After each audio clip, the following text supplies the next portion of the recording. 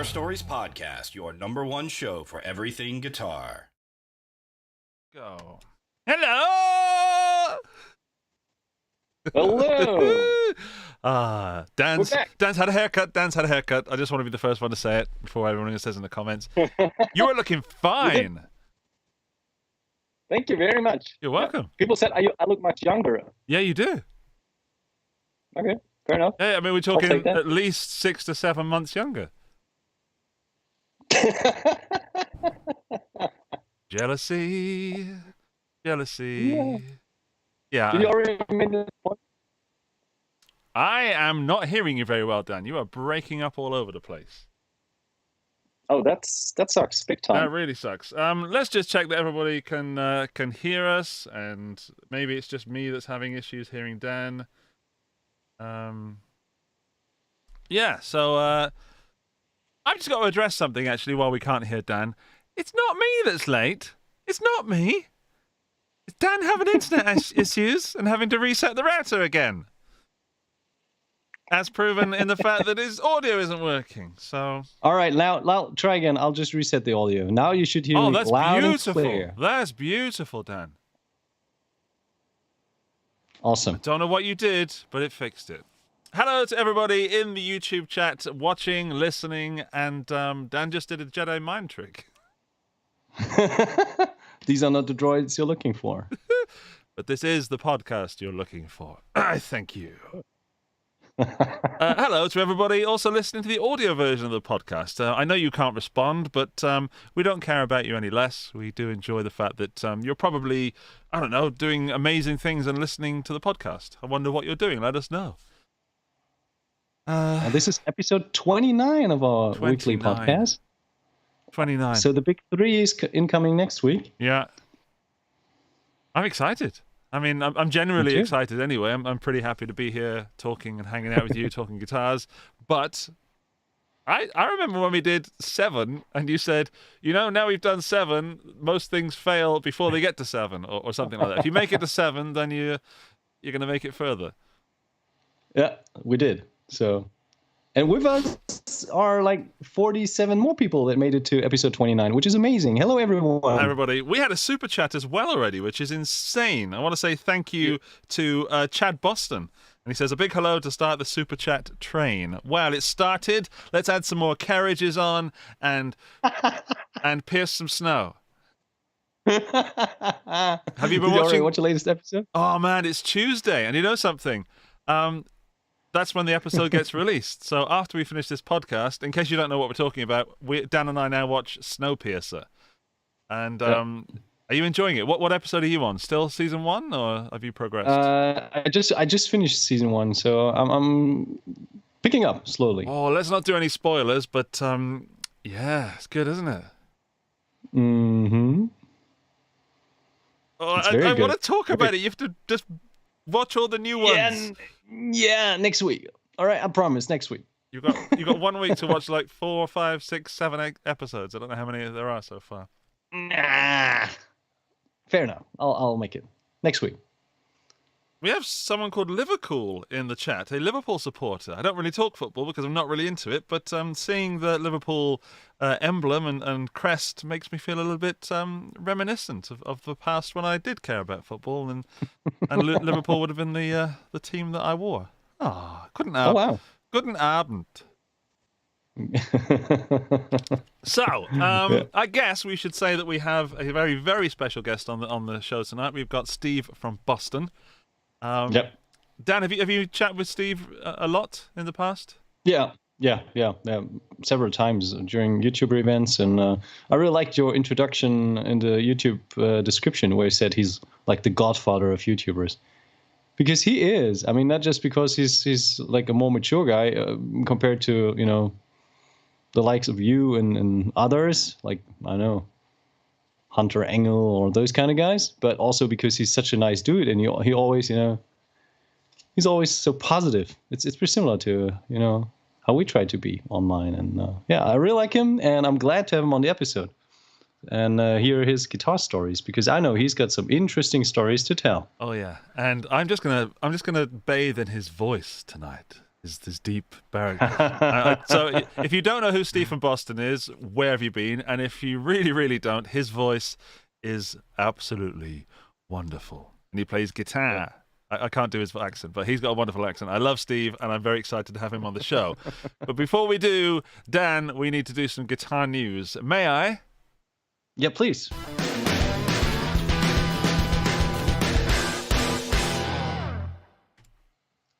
News. Up first is a place in America. Do you know what that is, Dan?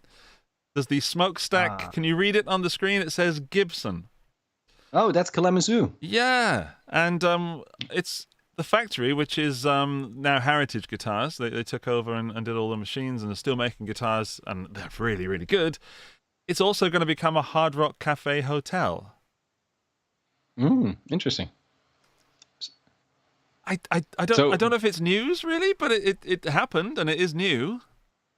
I mean, I like the idea. So Heritage will remain in the same building, and then you can stay there too. Yeah, apparently Heritage Guitars will be unaffected by the developments, and you can also stay. I mean, that's pretty cool. I'd love to stay in a room or near a room where one of the first Les Pauls was made, or something like that, or possibly the SG would be more for me. But yeah. That's fun. I don't see me ever visiting there, but if they're listening, then sure, I'll take the opening night. I mean, it would be cool. I don't know if they've got a showroom, but imagine you can like spend a whole day in the showroom, and then you just go upstairs into your room, and then you enjoy your new guitar. Yeah, that's lovely. That's a really good idea. Yeah, so you guitar, food, bed. There's probably a better marketing term for that, but yeah, they probably thought this all through. They probably don't need my help, to be honest. But well, yeah. So that is that. If you haven't heard of it, then now you know. You can start booking already. Apparently, be ready in 2023. So we have a little bit of time to get booked. I think that's going to get booked out pretty quickly. I think so too. Yeah. So not really much. I mean, whoever owns that car in that shot is obviously now internet famous. So congratulations. And there seems to be some kind of delivery bus in the background as well. Yeah. Right. Okay. Well, next piece of news, some sad news, Dan, and very sad for people like yourself. Mr. Steve Vai. Yep. Steve had surgery. He said that he held actually his hand, I think his thumb, when he was meditating on a specific chord, thus kind of ending up requiring surgery. I mean, this is the guitar god, Steve Vai. It's like, will he ever be able to play guitar again? Is there the mojo again? No, I'm just kidding. I mean, I think he posted on Instagram already. He said that he had surgery. I think his wife Pia too. So quite simultaneous. Wow. Yeah. But it was interesting to see because last night on the Music Is Win podcast called Guitar Villains, he didn't just explain his surgery. He did also show the first time the Black Pia. A very pretty guitar. You see it? Very, oh, yeah. Wait, you're sneaking that in here, Dan. I'm going to sneak you away from that kind of subject because we're talking about Steve Vai's hand. Are you talking to Siri right now? Yeah, Siri just started. I don't know. I said Pia. That's Siri.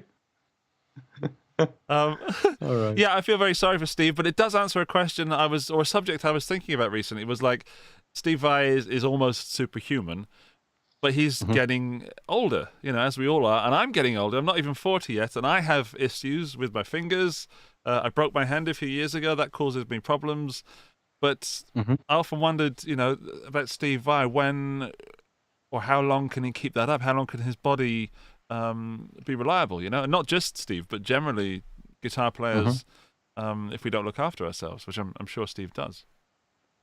I think that's a good point because a lot of musicians suffer from those kind of injuries that can affect their playing. But on the pro side for Steve, he's a very conscious guy, and he's meditating. I think he will be very aware of what his body is telling him. He tries to stay in balance with body and mind. So I can imagine if there is one artist that kind of is able to balance it out without getting injured, even if he does the crazy stuff, I think it would be Steve. I mean, if you watch like him playing, building a church. You know, the crazy thing. That stamina, that's almost inhuman. I mean, Yeah, it's the stamina, not necessarily the speed or anything. It's the stamina because, well, I don't need to explain that. But yeah, Steve, wishing you well, Steve, and I hope you all the best. fully recover. And if you don't, then get like cyborg implants, and you know, that would be amazing. Maybe it's the step forward in guitar playing. Half man, half robot. Yeah, just make sure parts are not delivered by Tronical. Oh, feel the burn. Damn, son. All right, let's move on, Cheers. Steve. Stompenberg. Oh, wow. I love your pronunciation. Yeah, Stompenberg. It's not a chemistry teacher selling meth in Albuquerque. It's actually a streaming platform that has that has been around already a bit, but I gotta tell you, it wasn't on my map so far, but I've recently seen a couple posts about it and a couple YouTubers talking about it, and that is pretty unique. I mean, basically, do you have more knowledge when this project started? I know that I was talking to a friend at Thomann for, I think, about a year ago. And there was another possibility, another road to go down that I was talking to them about, and they said, we already have something in the pipework. In the pipeline. So they're already working on this, I guess, and I didn't know much about it, but I couldn't talk about it.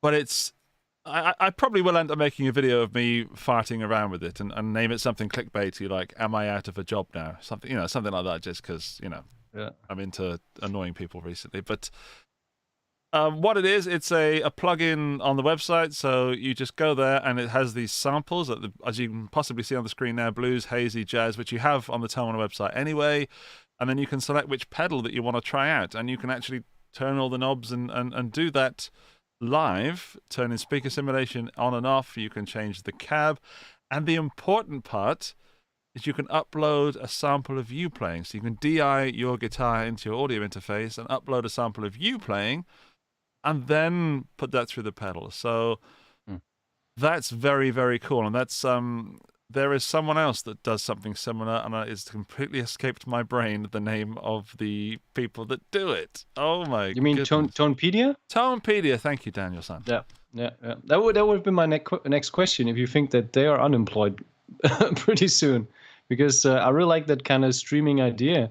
I think you said you can record stuff, but you can even do it live. There's a live button. Yeah. So you can just like activate the microphone, you play a little bit, and then they will kind of, with some latency, kind of stream it back, and you get immediately the output. I mean, that's wicked. Imagine when a few years when we have even faster internet and things like that, it will be pretty much instantaneous. Yeah. Oops. Oh. Can you do like signal chains? Can you have multiple pedals? Not as far as I know. I think it's just one pedal, but that would be, I guess, one of the next steps in the future. Let's choose this pedal with this amp with this in the effects loop. I think we're at the infancy of that. So yeah, fantastic.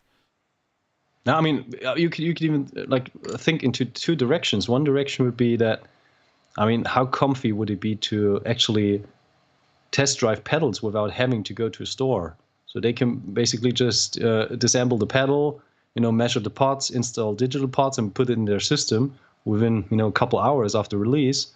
And then once you have it there, you can just try it out. And if they have like a signal chain, you can even just include that into your signal chain.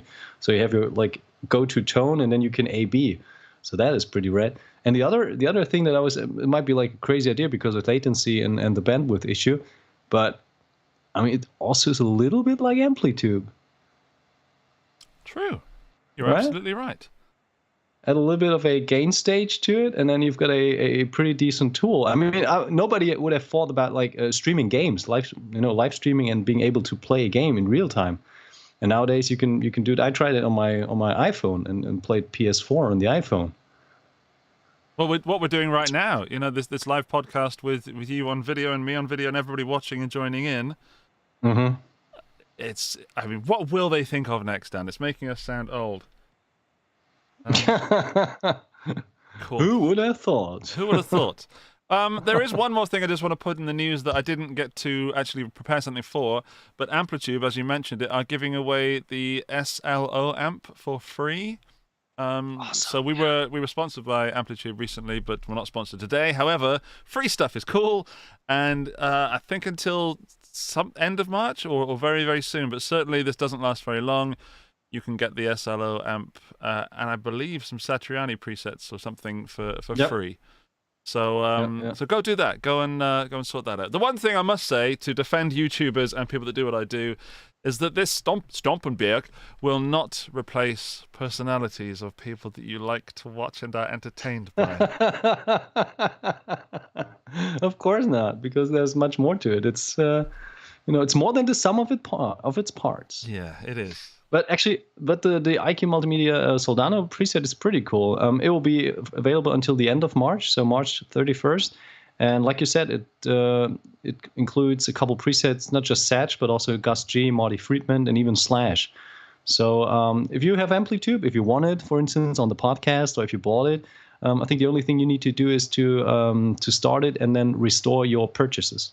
And then that will automatically be added to your library. Check you out, having done your homework and me just fluffing about. I don't know if Old Man Zen is in the chat, but he's one of the guys that won the Amplitube giveaway, and he was working on a song for his daughter, if I remember rightly. I'd like to know how that's going, and I'd like to know if we've got any demos or anything, any licks that are done down. But I'd like to talk to Steve about Amplitube, because he's a big... I'm not sure about Amplitube, but I know he likes to play sitting in front of the computer, so I'm sure he's got some kind of plug-in system going as well. All right. Let's talk about some new gear, then get Steve on the show. Are we ready for Andy's Pick of the Week?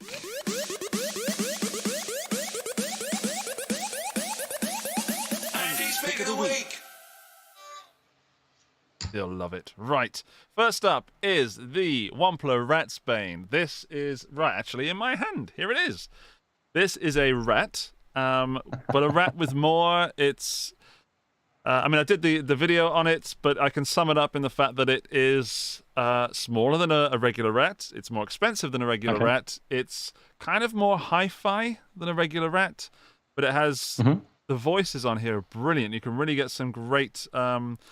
Still spiky rat tones, but they're almost not transparent. Transparent is the wrong word, but you've got those rat spikes, like that gnarl, that bite, but it's quite clean. I really enjoy the pedal. I thought it was excellent. The Wampler Ratsbane, ladies and gentlemen. What's like a good setting to start with? It doesn't. The filter on this is, for me, better than the filter on the Proco. So normally the filter all the way up when it's filtering nothing is a little bit harsh to my ears. But on here, you can really push the filter up and it stays quite full, you know? But some of the settings I did was like neck pickup, filter about 1 o'clock, so just off the center, and quite a bit of distortion. And it becomes quite synth fuzzy. But everything at about 12, bridge pickup, humbuckers gives you this big, thick rat distortion. It's a great pedal. Cool. But if you're thinking about buying it, then yeah, go for it. It's a good pedal. That's a funny comment. Is that the Plague Edition? Actually, I was involved in the designing of this pedal. Oh wow! Tell us more. Almost tripped up then. My goodness, steady. Almost tripped up. Said something I shouldn't. Got someone in trouble. Yeah. So I was employed by Wampler, as in they paid me to work on the design of this, and they didn't choose anything that I suggested, but I still got paid, which is great. And often, Dan, knowing what you don't want makes it easier to know what you do want, right? Yeah, I hear you. More will, I'll talk about that another time in the future when we've got less. I wonder if that's a feature in the spec sheets. None of the suggested features from the Guitar Geek have been included. Guaranteed no Andy input.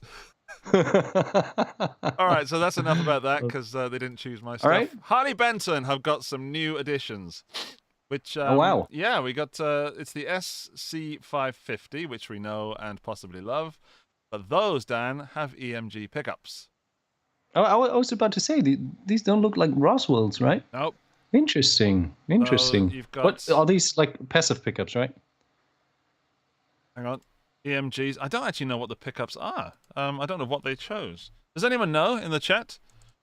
Coleman, EMG, SC550. I mean, since the active pickups require a little bit more of like wiring and cable work and additional routing, I would assume they'd go for the passive ones, but I could be wrong. You could be wrong, and I should have known this before I chose it as pick of the flipping week.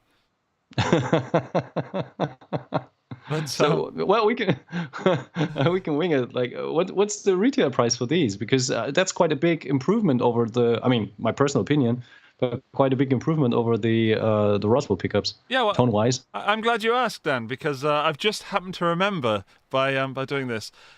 I think they might come with a set of quality active EMG pickups on board. Active? Yeah. Holy cow! Yeah. Interesting. Active. Okay. The retroactive Fat 55 covered PAF. Oh, retro. Yeah, El Nico 5 humbuckers, blah blah blah blah, and the SC Custom Plus, which I have a photo of just here, which I think is absolutely stunning. That's got the retroactive Hot 70, which gives you a ceramic magnet in the bridge position and El Nico on the neck position. Yeah, that's a pretty gorgeous looking guitar. Yeah, and the black one especially. Yeah, that's the one that I would certainly go for. Not really enjoying the Harley Benton the flames. You know, they're a little bit too shiny for my liking. But that goes for all flamey, shiny stuff. I prefer a matte finish. The Custom Plus is going to be about 420 euros.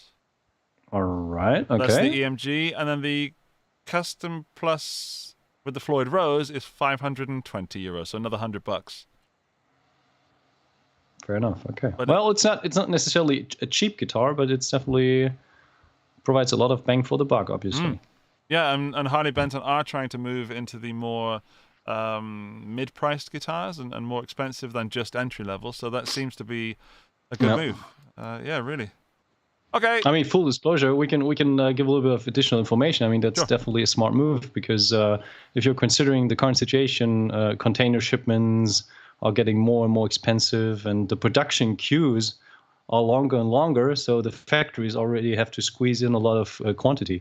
So if you get the choice either to produce a 500 euros guitar or produce a 250 euros guitar, where's more profit for the company? So basically, it's like business-wise, it's a pretty smart move to try to upsell. It just will be a question if customers are like buying it. If Harley Benton is still a brand in a price range at around 500 euros that people consider, because at that price point, what are like competitors? What would be an alternative, except for Epiphone maybe? What else? Court as well, which are actually responsible for a lot of guitar production. Court are in there. You've got Vintage, which are Vintage is a good point, direct sort of comparison to Harley Benton. So vintage guitars are roughly around the same price. I believe Harley Benton are slightly cheaper on the cheap end, but what's the cheapest Eastman guitar? Is that? I think that's a little bit. I think you're talking 800. 800. If we're in euros, I think 800. I think I think Harley Bentons are cheaper than Eastman right now. Who else? I mean, Epiphones have raised their prices, really, so maybe Steve can help us on that. But I'd like to know from the people in the chat, would you spend 500 plus on a Harley Benton? And that's not a loaded question at all. It's got EMGs, it's got a Floyd Rose. Would you spend that money? I find that a very interesting subject. The downside, Dan, is the resale value, if you're going to go into that, Yeah, I mean, if you just add up like what the parts account for, I mean, we're talking about Floyd Rose 1000 tremolo, we're talking about two EMG pickups.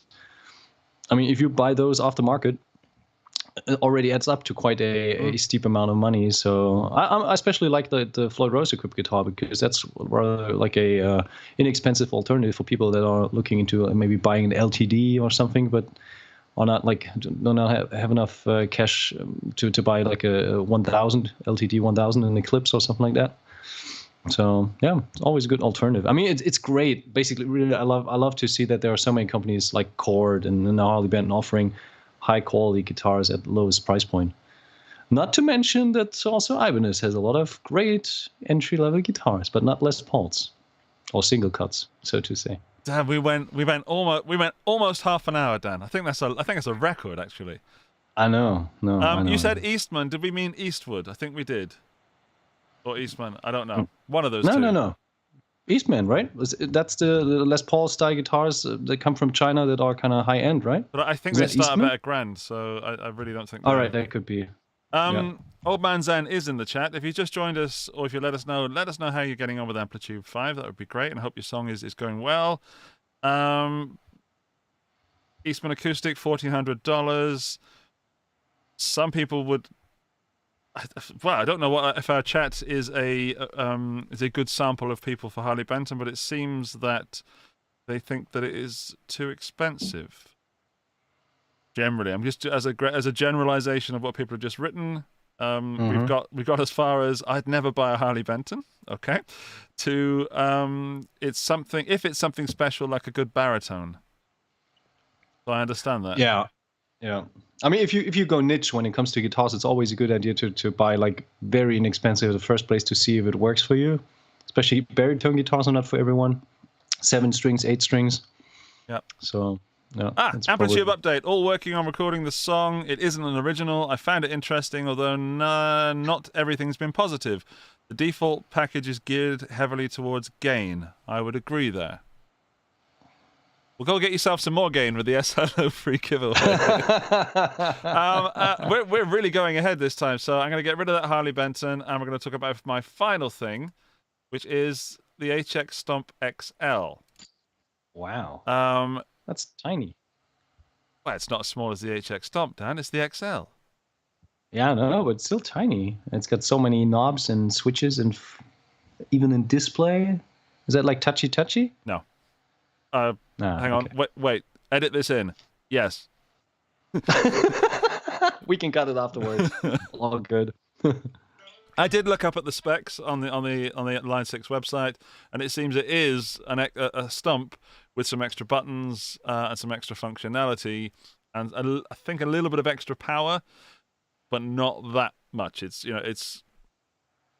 not like super duper duper like a Helix that's smaller. It is a HX Stomp that's bigger, which I guess is the clue in the name. But I have the HX Stomp, and I think it's fantastic. It's a great tool. It's a great thing for throwing in the bag and having fun. I know you didn't ask anybody, but I'm going to say I think that's too big. I like the functionality of the HX Stomp because it's so small. But I guess there are people that want that extra buttoniness. What did they add? Because I have no comparison. Oh, don't ask me that. Don't ask. But that's a key point. I mean, what's the USP? What's the point? Well, you see those 6 buttons, numbers? the 6 buttons, the 6 knobs. That's what the old one kind of size was. So right, okay. I did try and do the comparison graphic, but the Line 6 website with comparison is awful. The PDF they have is like this tiny little document with no pictures. So I'm a graphical person, so it didn't work for me. But to answer your question, Dan, line6.com will give you everything you need plus more. Awesome. You're welcome.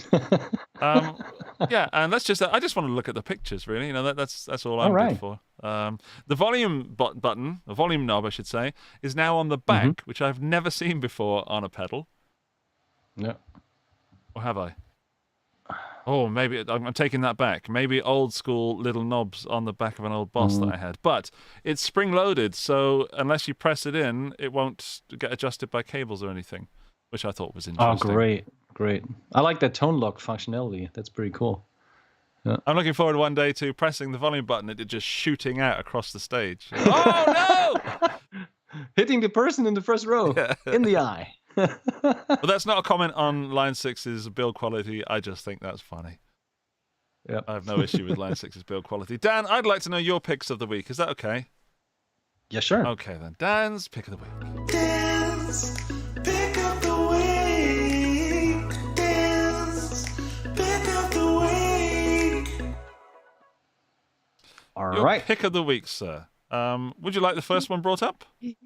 Yeah, please. Here it is. Awesome. So Kiesel, the guys in the States, Kiesel Guitars, they unveiled a new signature guitar for Jason Becker. And I was already a big fan of Jason Becker's like previous signature guitar with the big numbers. That looks like if a child painted that. Mm-hmm. Yeah, me too. I always liked that because it was so over the top. And I think the new Jason Becker signature guitar is quite a more stylish and more like kind of classic look, but still encompasses a lot of, cool details like that overall look, but also the single coil and the neck position, which is pretty similar to the approach that we have with the RG565. No, just kidding. Yeah. It's like a trend at the moment. People kind of get rid of the middle pickup anyways. Yeah. And some people don't necessarily like the humbucker and neck position and go for a single coil or humbucker and single coil format. So I dig the looks and I also dig the tones, and that guitar is pretty rad. And the specs are also interesting. I think they have their own Kiesel pickups, and they have a roasted maple neck with 24 jumbo stainless steel frets. There's a better photo. Yeah, it's very nice. The photos that weren't working earlier, but now they're working for some reason. So yeah. Yep. I'm just kind of digging that vibe. It's really cool. I like it. I don't think it's anything for me, but I think it's, I don't know. I'd need to play it. I've never played a Kiesel actually, so that would be interesting. Me neither. I have a lot of friends that are kind of into Kiesel, and I might have occasionally played one, but not really like spent quality time with it. So I'll be intrigued to see how well they are built. Also interesting that they went for the square heel on the back, so not like all access neck. All access neck joint. Instead, they went like old school square heel.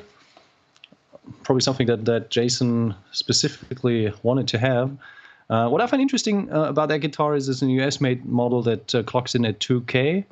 So for $2,000, you get like a very interesting looking guitar. It's not, it's very special. It's not everybody's guitar, but it's got something to it. And like I said, for a US built signature guitar, I think it's rather fair priced. Michiel is asking in the comment section, can they use a black and white humbucker if they make their own? Is that referring to the Damasio creams, or what is... I don't really understand the question. I don't even know if Michiel is talking to me, but if you can clarify something, Michiel. And actually, today's a sad day, a sad month, in fact. Michiel has decided he's not spending any money he doesn't have to in the whole month of March. So we have no podcast funds for the whole month of March because Michiel normally gives us a super chat every week. So. Thank you, Chad Boston, by the way. And yeah, no coffee. Sympathy super chats. No coffee for you, Dan. No soup for you. You want to move on to your next one? Yeah, please. Okay, the next one is this one. Yeah, Fender announced a new series of custom shop master build models, and they are all, and this is why I picked them, in surf green. And I'm a sucker for pastel colors, and I really love that they added like every single model. They have Gretsch, they have Fenders, they've got like jazz masters, they even have a Gretsch drum kit. They have the amps. It's all surf. So that's probably, you can probably buy a home if you want to purchase, like, for the amount of money that you got to spend if you want to have all those instruments. Because they're master built, but I really like the looks to it. I mean, that's pretty cool. It shows what they can do, and it also gives you that retro vibe. So if you are like shooting a 50s movie, 50s or 60s movies, these guitars will fit in seamlessly. So I really dig the looks. What would you pick, Andy? I've just noticed the Mando caster at the front. Yeah, isn't that cute? That's so cute. I would probably go for the Jaguar. Oh yeah, it's a Jaguar. Yeah. Because I don't have one. I don't have a Jaguar. I've been looking at them recently. I'd go for the Jaguar, but I'd be thinking about that Gretsch at the front. That looks killer, right? I Yeah. mean, there's. I just they know have that something Gretsch to is it. out of my price range. Is it like a paisley finish under the green? That Gretsch? Yeah, It looks like there's like a paisley underneath the surf green. Yeah, could be. By the way, we received another super chat from Alex Van der Pass. He says, "Coffee money or a haircut for Andy." Coffee, please. Alex, thank you, mate. I hope you're doing very well where you are, and I hope you're staying safe, and I hope we get to see each other some point in the future. That's a heck of a coffee you're going to drink there, Dan. Yeah, there you go. Yeah, so which one would you choose? Probably the Gretsch. I was gravitating immediately towards the Gretsch because the Strats and the Tellys, they're kind of ordinary. Not in a bad way, but kind of. Yeah. We've seen those before. Yes. But the Gretsch looks killer. Actually, I'm also tempted by the amps. They look pretty nice, and also a surf green drum kit. Well, the surf green deluxe reverb is calling my name. I do love a deluxe reverb. But you know what? It makes me want to eat mint chocky chip ice cream, and that's making me sad because I haven't got any. Oh. I'm going to have to get some, man. I'm really going to have to get some. Should we move on to your third pick, Dan? Yeah, please. Which is an interesting one because not necessarily your pick. Well, I mean, actually, it was because I was texting you like late night a couple days before because I was checking out Baum guitars, like Baum tree, basically. I think it's a Danish company. Am I right? Mm-hmm. And they released such a nice trailer. Like they announced an import line for their guitars, and I don't have any details. I think you know more than I, but I was completely intrigued by like the style. They came up with that kind of cineastic trailer where aliens or something like the guitars basically they are kind of coming to Earth and people on Earth they are kind of checking it out and it's got a cool vibe to it. And then I was intrigued to see what it's all about. And then I checked out their account and then they have all those cool images of their quirky guitars with the matching US like muscle cars or cars like 50s and 60s cars. And I mean cars and guitars, that's something you can't go wrong with that. I mean, that's where Leo Fender already took a lot of inspiration from, and I'm digging what they are doing on the Instagram account. I'm also digging the guitars; they are looking pretty nice. The only thing that I'm not too keen about is the headstock because it looks a little bit like a if you could play hockey with it. Yeah, you're not wrong there. But the headstocks are different depending on which model you look at. That is right. That's right. So I agree with you absolutely there. But the headstock is different on. I can't remember the names of these guitars, but I do remember the name of this one. Wow, that's a nice one. It's a cream with a golden scratch plate, and are those mini humbuckers or regular humbuckers? I think that's a mini humbucker, but the one they're releasing in the import guitars are different, and they're proprietary pickups.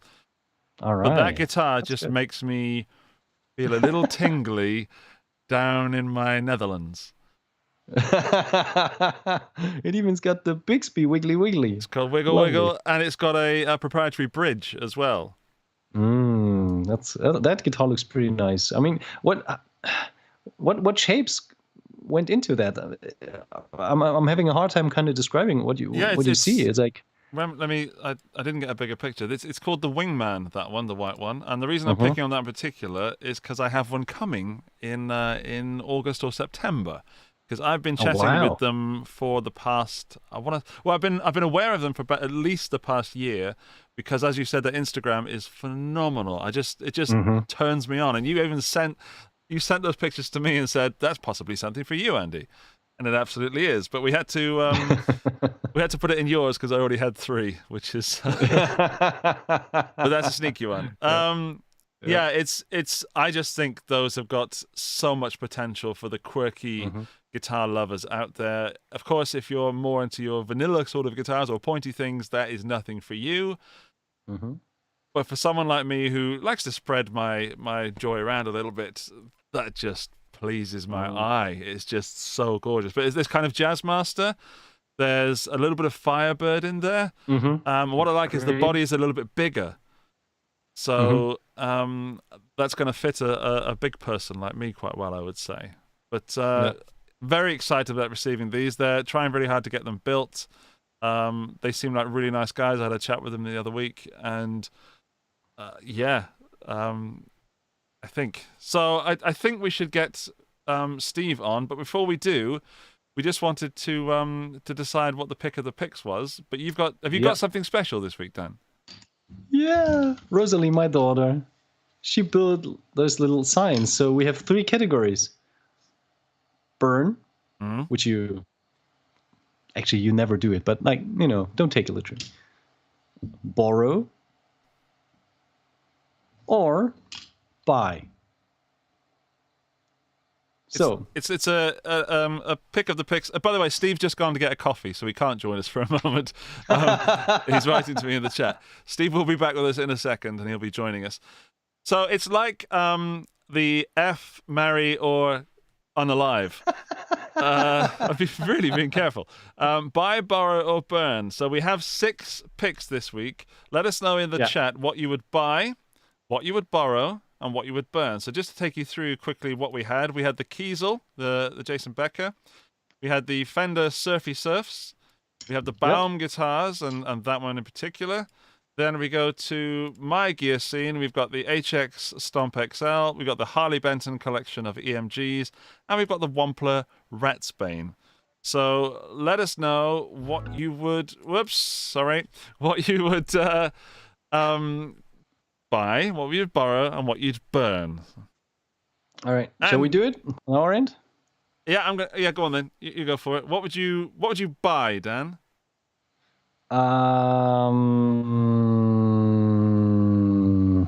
Tough. That's really tough. I'm intrigued with the Baum guitars, but I'm not quite sure if it's really kind of, my taste, kind of. If it's like tonally, if it's like, come on, sonically, like delivery. Okay, I'm sorry. All right, we start with burn. We burn the HX Stomp XL because if there's no USP and there's no like real additional value, just go for the smaller one. There you go. Wow, straight in there. Your turn. Straight in there. What am I doing? I just pressed the wrong button. I just wanted to hear my own song. So we're burning the HX Stomp. Okay. I think I might join you. God, I can't burn the Kiesel, even though it appeals to me the least. All right, I'm gonna. I don't know. This is pressure. Okay, I'm gonna burn. There you go. I'm gonna burn the Surf Fenders because they're too expensive for me, and I can't have them all. And if I can't have them all, I don't want any of them. There we go. Go on then. Oh, Ron Thorne would be so mad at you. Ron, I'm sorry. Right. You know what? I would borrow the Baum guitars because you would probably have one anyway, so I could easily borrow it from you. Oh, boom! Practical Dan. I would borrow. Can I also borrow the Fenders? From whom? I'd borrow the Harley Bentons because I probably can. Yeah, practical again. I borrowed that Harley Benton because I wouldn't want to own it, but I would really like to try it out. I'm going to borrow that Harley Benton there. There we go. And I already have a Ratsbane. Okay. Buying. I would absolutely buy. I'm trying not to press the wrong button. Can you swipe through a little bit again, just to make my mind what I would buy? I can't. I'm pressing all kinds of buttons. Okay, Kiesel, which is the worst picture of the Kiesel we have. The Fender Surfs and the Baum guitars. We've also got the Harley Bentons. We've got the Ratsbane, and you've already burned the HX Stomp. Yeah. What do you? For me, I'm going to buy the Baum guitar. All right, fair enough. Yeah, I haven't even played it, but I've been gassing over this for about a year now, and I just think they're absolutely gorgeous to look at. And judging by the specs that I've seen, it would fit me very, very well. What are you going to buy, Dan? I find it so funny because it's like you're a fortune teller telling yourself the future. I'm going to buy the Baum guitars. So how likely is it that guitar is going to stay with you? Yeah. Very. Come on, I want to get Steve on. What are you buying, Dan? Right, I'm buying the surf green Gretsch. Surf green Gretsch. I probably cannot afford it, but I would buy it. All right. Well, I just didn't About want to to choose Fender. I've got so many Fender guitars, I didn't want to choose Fender. I chose Gretsch, so. Okay, so let's see if anyone in the chat. Steve is coming on in a second. Steve is in the green room. He's got his coffee. I'm going to invite Steve to the Skype chat, and we're going to hope to heck it does not fart out on us, which it has done in the past. Steve, try not to give away Steve's email address while doing this. I promise I wouldn't. There we go. Big Daddy Steve at Gmail. Right, Steve has been invited. I try so hard not to trip up over my words on this podcast. But Steve, when you join us, the people will not be able to see you. So let's just go to this, and we'll bring on Steve from Boston.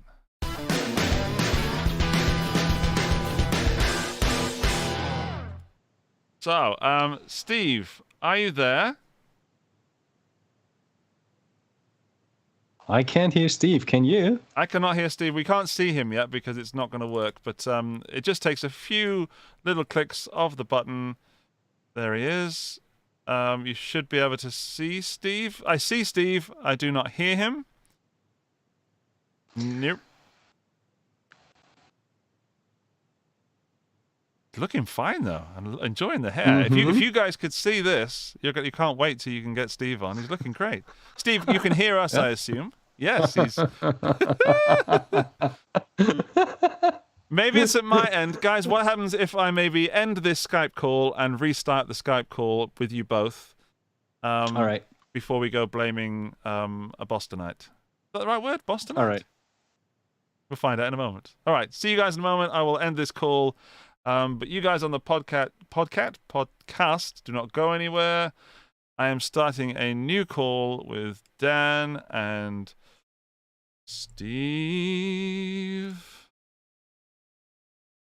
There we go. And calling that. It will probably take us a second just to set this up. Dan will pop back and I will get everybody working. Hopefully Steve can sort his mic out. If not, we will communicate via the medium of dance. Hello.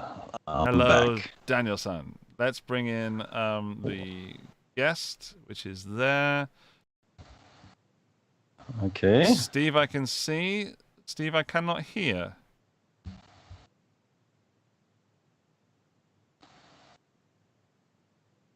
I wonder why this is not working. I mean, since I can hear you fine, you can hear me. I think that That's connection true. should be just fine. That's What, true. Grogu, what have you done? Grogu, Has seriously. he got a Grogu as well? I haven't noticed. No. Don't you have Grogu? Did he want I to have have Grogu. one too? Grogu's up here. There we are. There's Grogu. Let me just check. I mean, this sort of stuff happens all the time on this podcast, as you know. Let's just check that nothing is where it shouldn't be. Oh! We have a big green line where Steve's mic would be. All right. I'll just hold Grogu up to entertain the stuff. Is there anything going on in the chat you'd like to Bostonian. talk about? Yeah, I was just looking at what others said, like in terms of buy, burn, and borrow. Yeah. So Dan's on there Oh. twice now. I know that's working. yeah, awesome. And now I'm not seeing Steve at all in my OBS. That's interesting. I can see Steve on Skype, but not in OBS. I see you, Steve. Hello. 1, 2. Oh, dancing. Steve is dancing, and you guys can't see it. How horrible for you. 'Cause that's brilliant. Active speaker, right. Steve, right, there we go. Steve, right. is your Skype telling you that your mic is selected?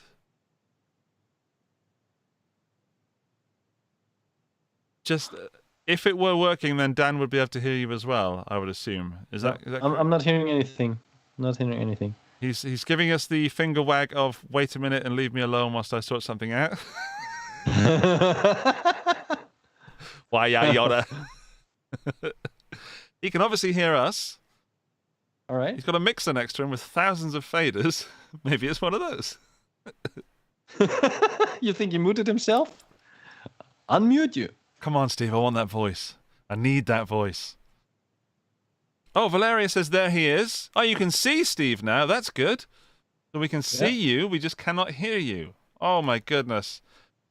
How horrible is this? I mean, it's nice to see you, but it's even better to see and hear you. All right. So we get a good signal. So the spectralizer is working fine. No, but that's your spectralizer because you're sharing the... Oh, there you go. All right. Okay, I'm sharing that. Okay, I got you. Yeah, sorry. So, yeah, Dan, he's still giving us the finger. We can see you now, Steve, by the way.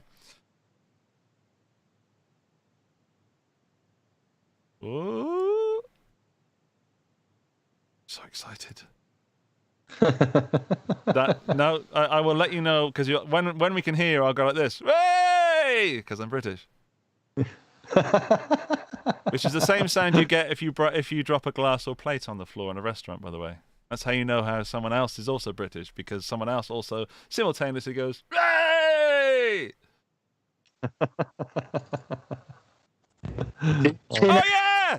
Hey! there he is. Hold on one sec. Oh, Now- he's here, everybody. He's such a tease. Now, or is it gone? Yes, it's there. We can hear you loud and clearly. You hear me loud and clear? Yeah, Yeah. perfectly fine. Oh, everybody, it's Steve from Boston, or some of Steve from Boston. All right. I don't know why you're only showing up as this. Hold on. You probably want me to record this on my end. I Yes. do. We're pressing the recorded button now and Okay. begin. Awesome. It is Steve from Boston with a Cheers, coffee. Steve. The coffee. The coffee. Just talk only got like what is. I got a water. A water.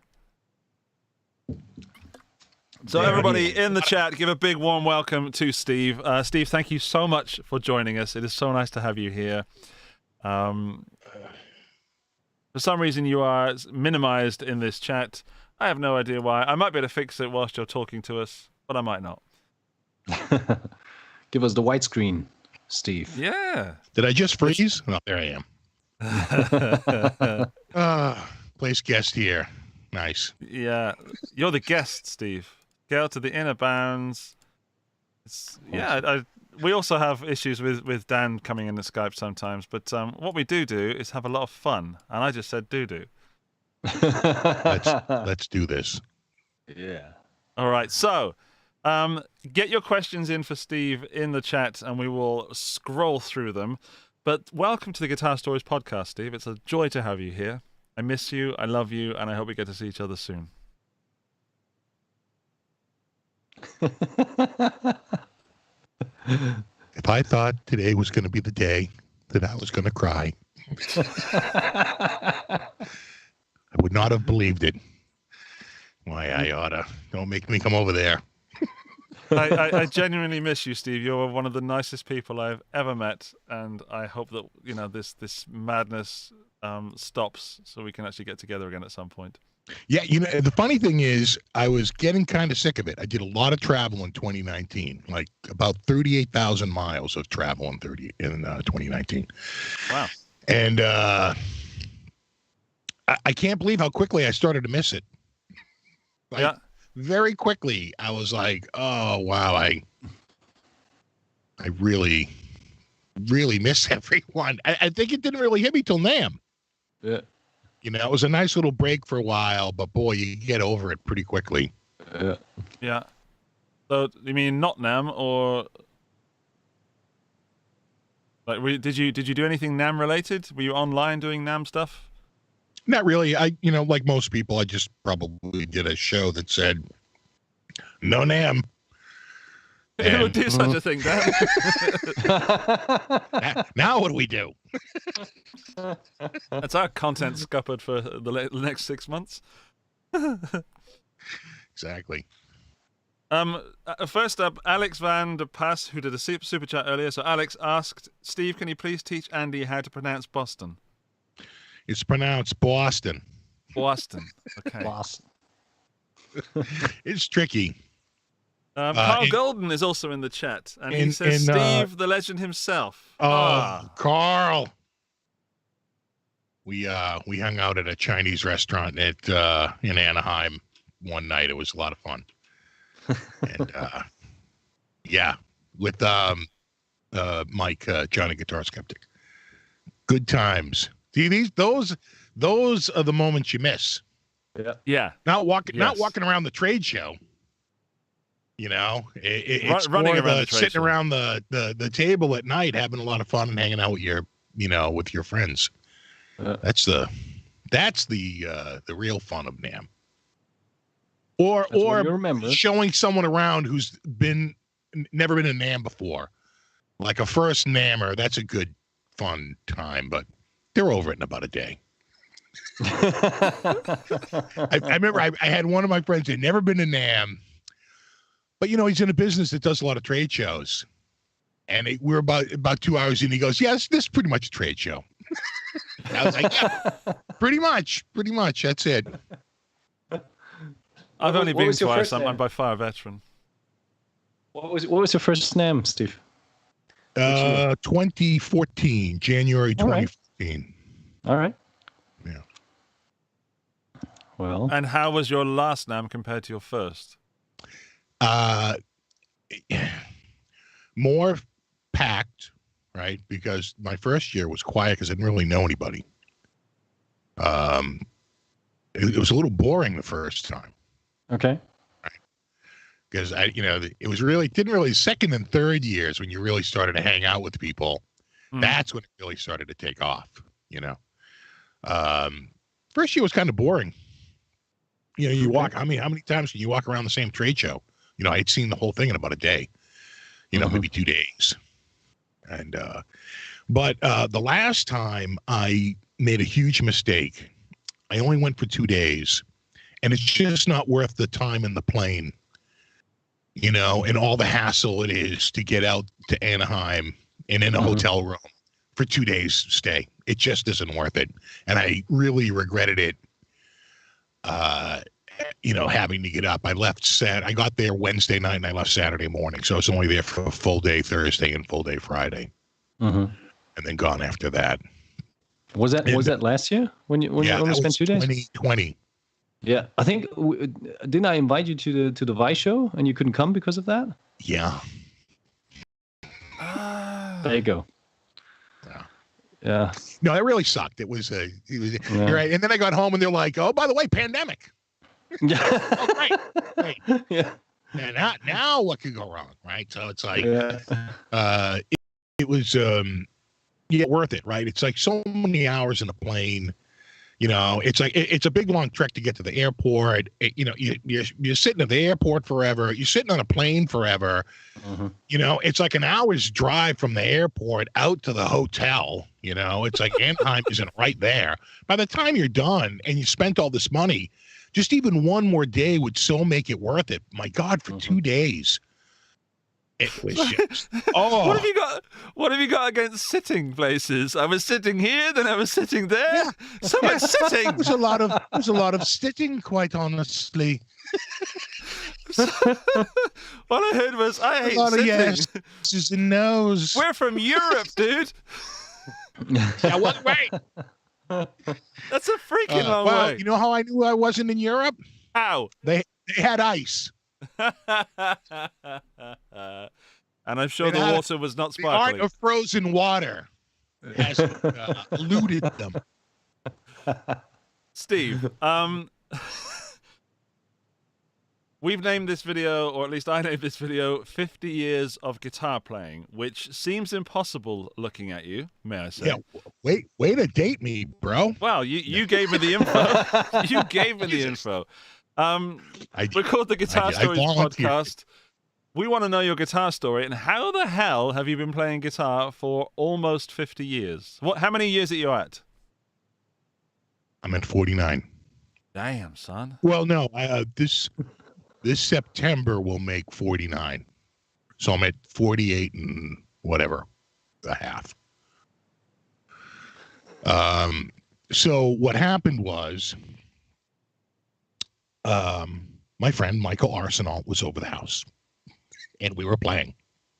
And we had plastic guns that, unlike today's foam guns, these were a solid plastic dart with a rubber cup on the end of it. And you're supposed to like shoot it against a chalkboard or a a window, and it's supposed to stick. It never did, right? Just bounce off of everything. And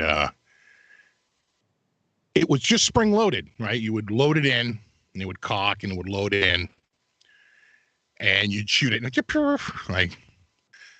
And we were playing, and my sister walked right into the sight line of my friend's gun and took a point blank rubber dart to the eye. Oh no! Like 6 inches away, maybe a foot, like right to the eye. Of course, she's screaming bloody murder. My mother came in and spanked him. I remember that. It probably wouldn't happen today. But my mother's very upset. And my sister, when you looked at her eyes, she had this like little like blood like pooling up in the white part. So they took her to the hospital, and they said she's probably fine, but we'll keep her in the hospital overnight. And that night, my dad brought home an acoustic guitar to surprise her from when she got home from the hospital. So I was lucky enough to have the night without her. Actually be able to hold the guitar, right? And she's older than me. And You broke it in, if basically. she was there, the guitar, I'd be lucky. I'd have to like pay her to like put my finger on it. She'd be like, well, you're going to have to give up your shows for a week, but I suppose you could touch it. So anyway, I was really enamored by this guitar, by this like acoustic guitar. And that was the summer of 72. And I was 6 years old. And she was sort of into it. I and so my parents were like, you know what? We'll hire a guitar teacher who actually just recently passed away. He just recently died about a year ago. My dad called me to tell me, he's like, Bobby and Barrow died. I was like, oh, okay. So we hired this guy, Bobby and Barrow, and he would come over the house for $4 for 30 minutes. And for that, he drove to the house. Wow. And mind you, our rent was $75 a month. So, Okay. So for two-bedroom apartment. So he came over, and I think the first lesson he didn't want to start until we started school. And so the lessons ran when school ran and didn't run when school didn't run. Okay. So like when we were on Christmas break, we didn't have lessons. And we were on summer break, we didn't have lessons. And he was usually busy then anyway. So that was his gigging season. But, this dude had a helmet of hair and a big jazz guitar and mutton chops and like patent shoes and friggin' polyester pants. This dude he was all that. And he was tough. My sister quit pretty quickly.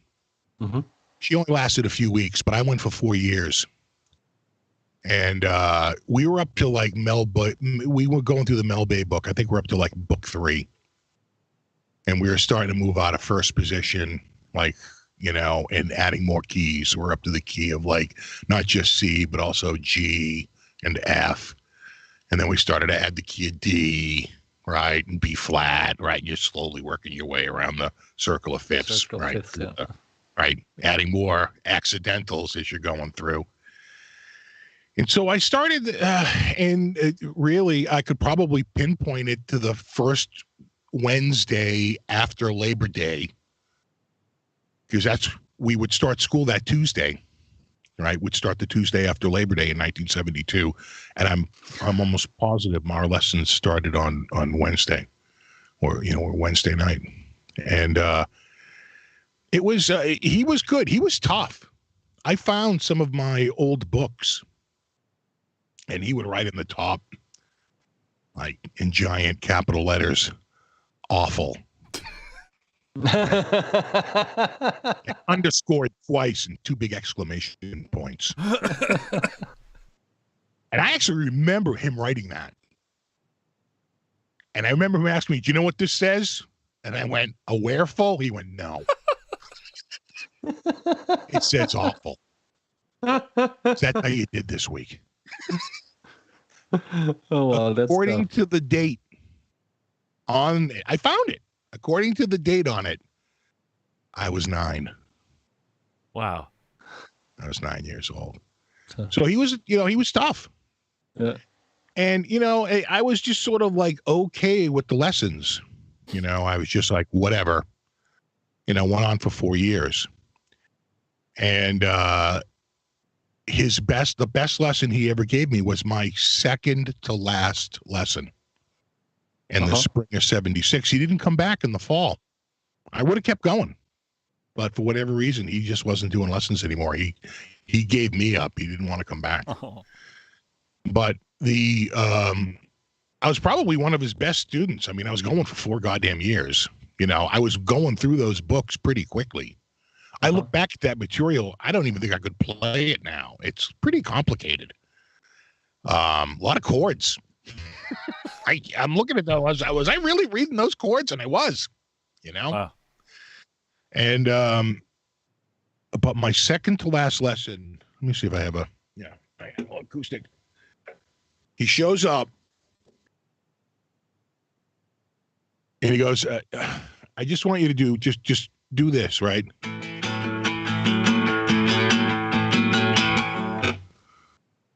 And I was like, "Whoa!" That.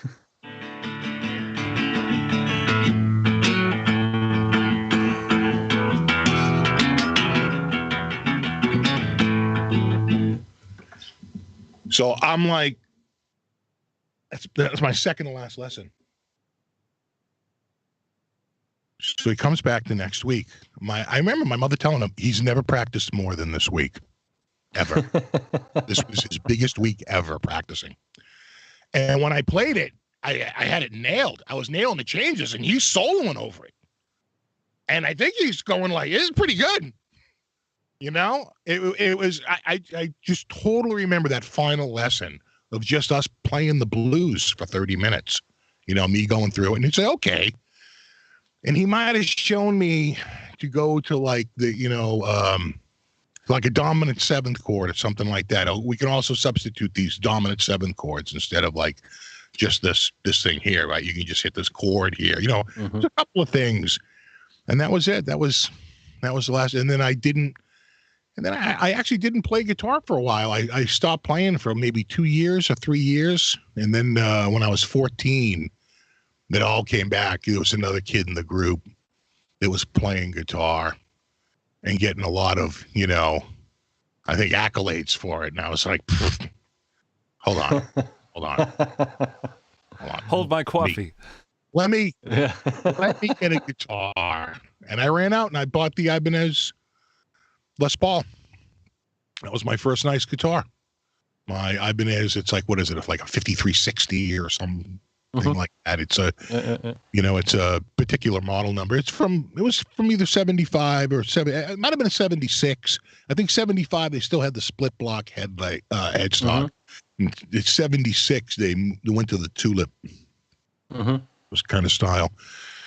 And and it came with DiMarzio's super distortion pickups. I had my Ibanez. And I had my super distortions, Was that a bolt-on?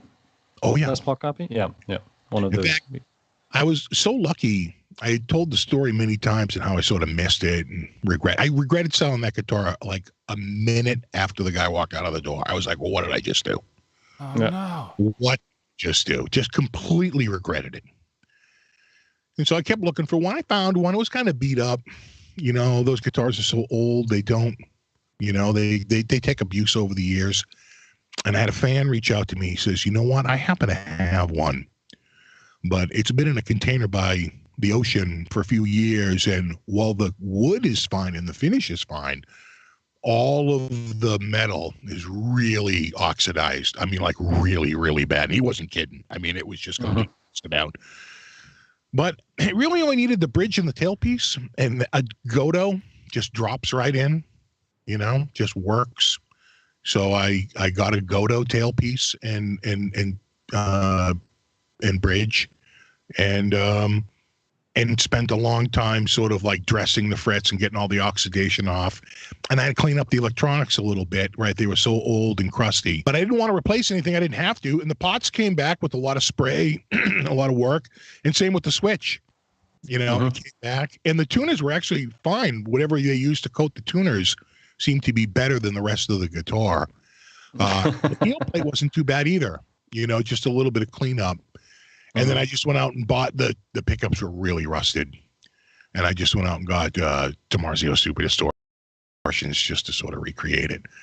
And now I have a really good version of it, right? So it's got really good bones, right? The guitar has like, you know, things and cracks in it. It's pretty solid. Might have a little neck crack, but it's really nothing compared to what I've seen out there. And they hold together, but they get cracks all over and they get chipped all over, and it's pretty clean. And so, you know, that guitar has a little bit special meaning, and that's probably why I've been a fan of Ibanez for so long, because of that being sort of like the first nice guitar I ever had. No. Why did you sell it, Steve? Those guitars. Sorry, Dan. Why did you sell your first electric? Stupidity. Stupidity. You know, I was like, I'm not playing it. I could use the cash right now. Let me just do it. And look, he drove off, and I was just said, well, you're an idiot. You don't... Money, right? So money is the most common thing on the planet. It's like, well, but that guitar isn't. And you know, what are you doing? And it's got to leave before you can appreciate it. It's really that. Absolutely. Yeah. It's the same. Like it's the same. When I went into army, like the first thing that I bought from the money I got, like the first month, was a old 76 2393, like a Les Paul custom copy, but with maple fretboard and a natural finish, and it's got those zebra pickups. And it was an old guitar. It was pretty beat up, but the action was amazing, and it's got some mojo to it. It's like a kind of Paul Main's variant of a kind of Gibson Les Paul, and up to this day I still love it. And like you said, it's a great bones guitar. Later I threw in a couple EMGs, and so I was so naive back then.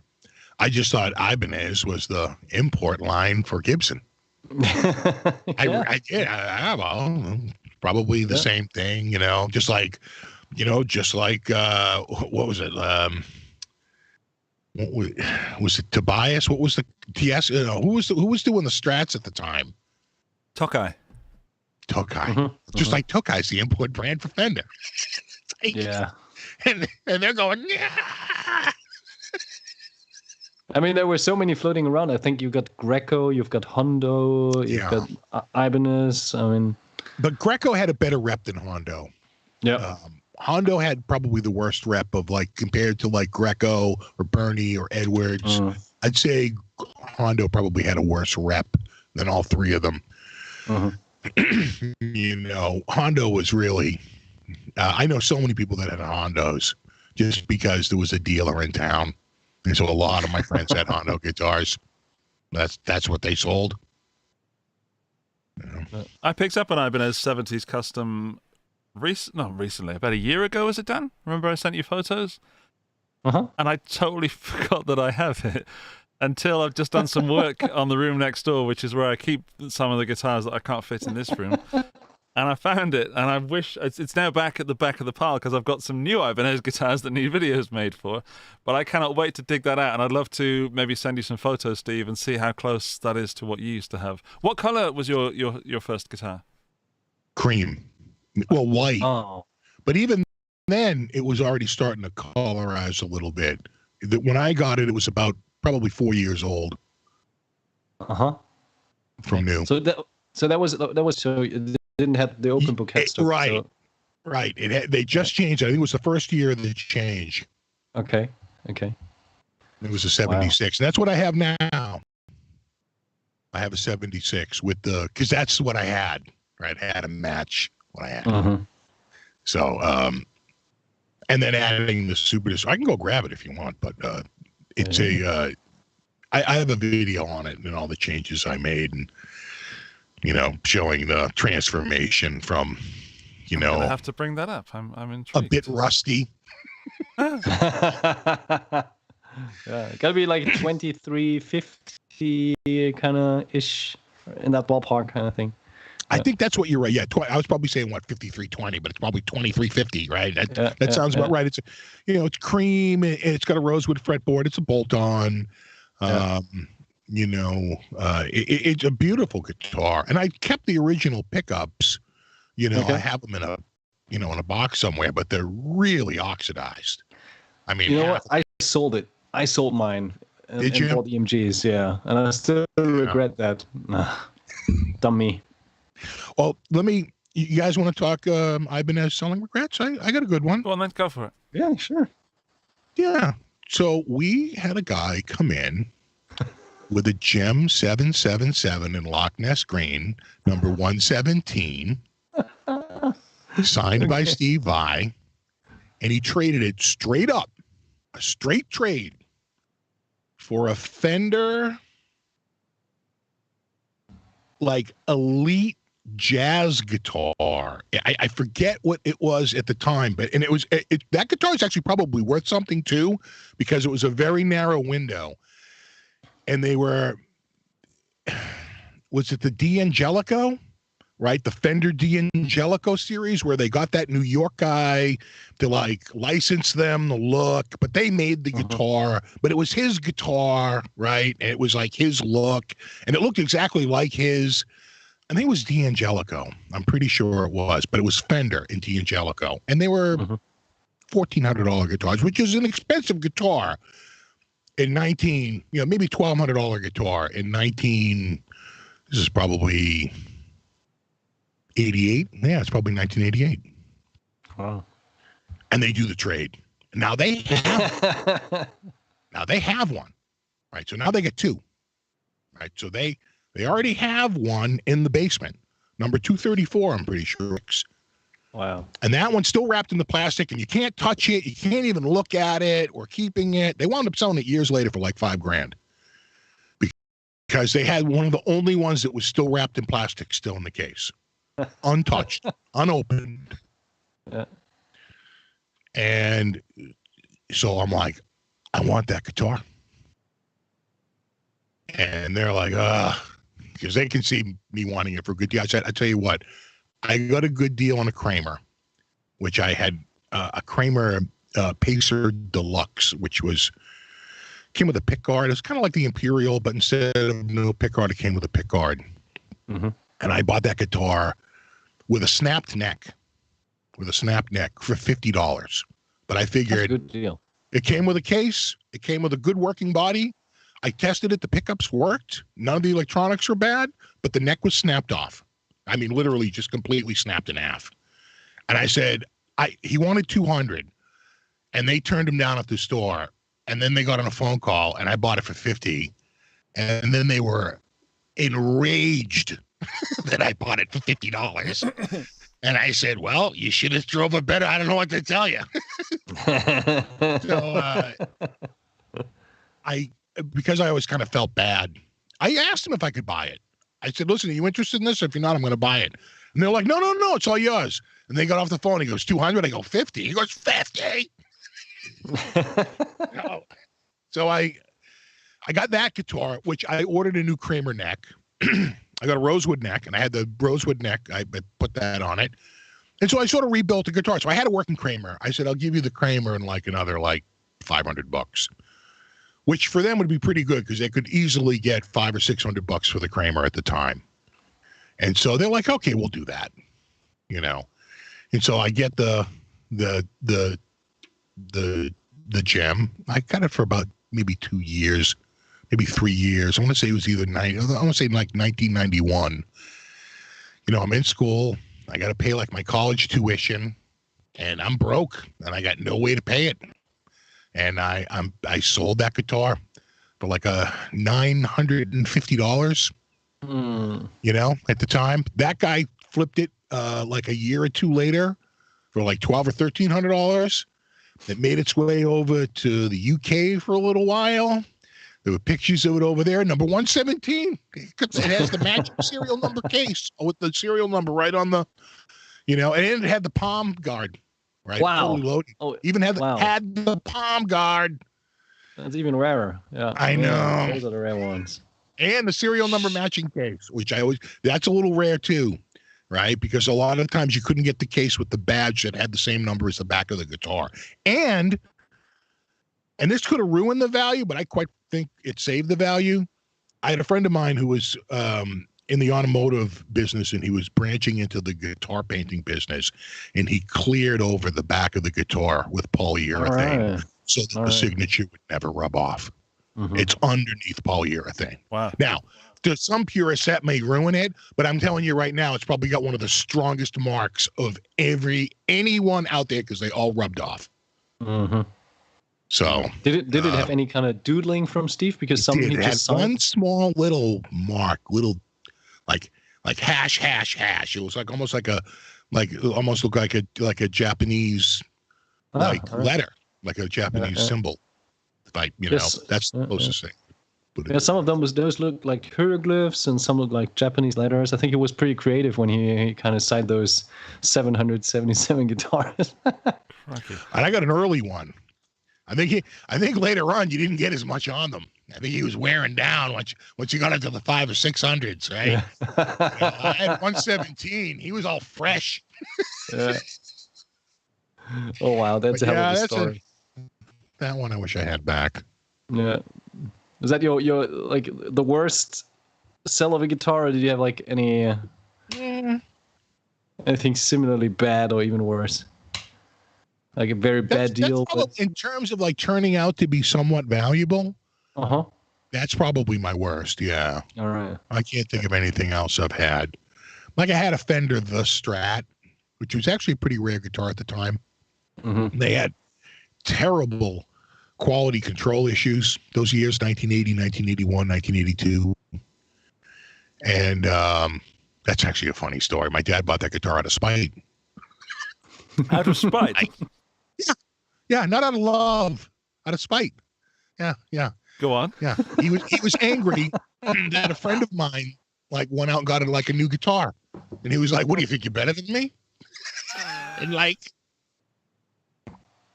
ran out. Yeah, I think you should get a new guitar. I'm like, really?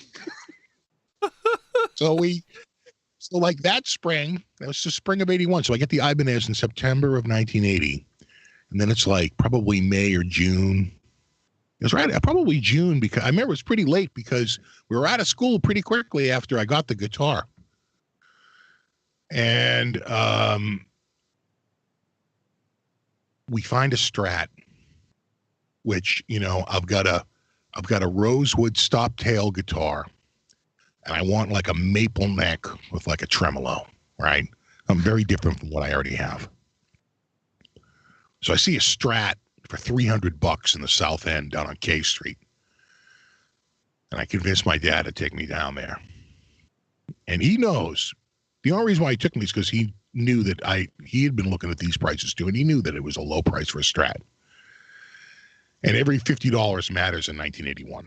So $350 and $300 are chasms apart. So we go down and we buy the guitar. We go down, and of course he opens the guitar. It's a rosewood neck fingerboard hardtail. It's a 1973. Another guitar I sort of wish I had back. A 73 hardtail rosewood neck Strat. And you know, later on when they make tribute models and they come out with the 73 reissue, you probably sold a bad year. You probably shouldn't have sold that year. Probably hold on to the years that they later on make reissues on. Okay, that's probably a good rule. So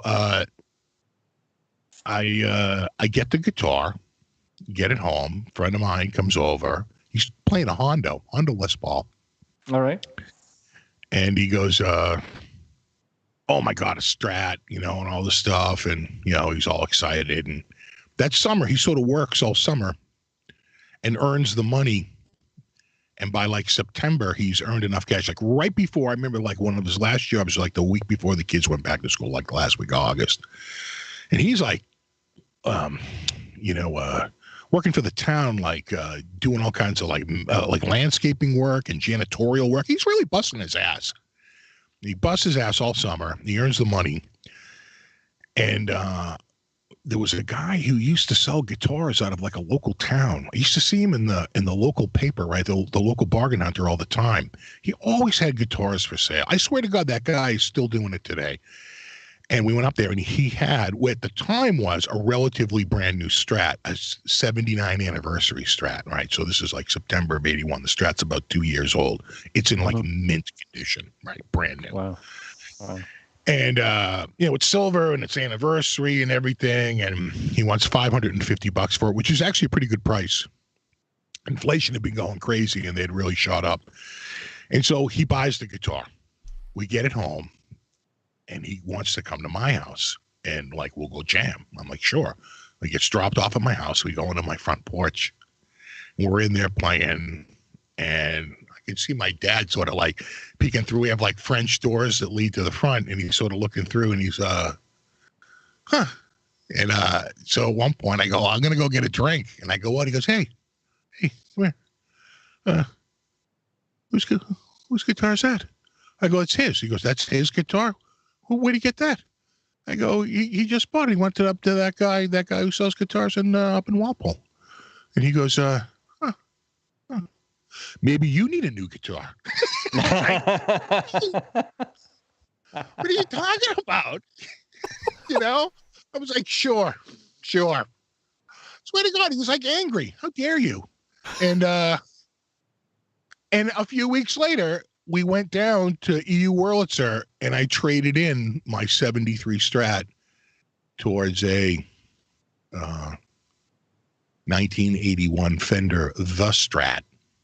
Wow. Okay. Like all the gold hardware. So he got the silver and I got the gold.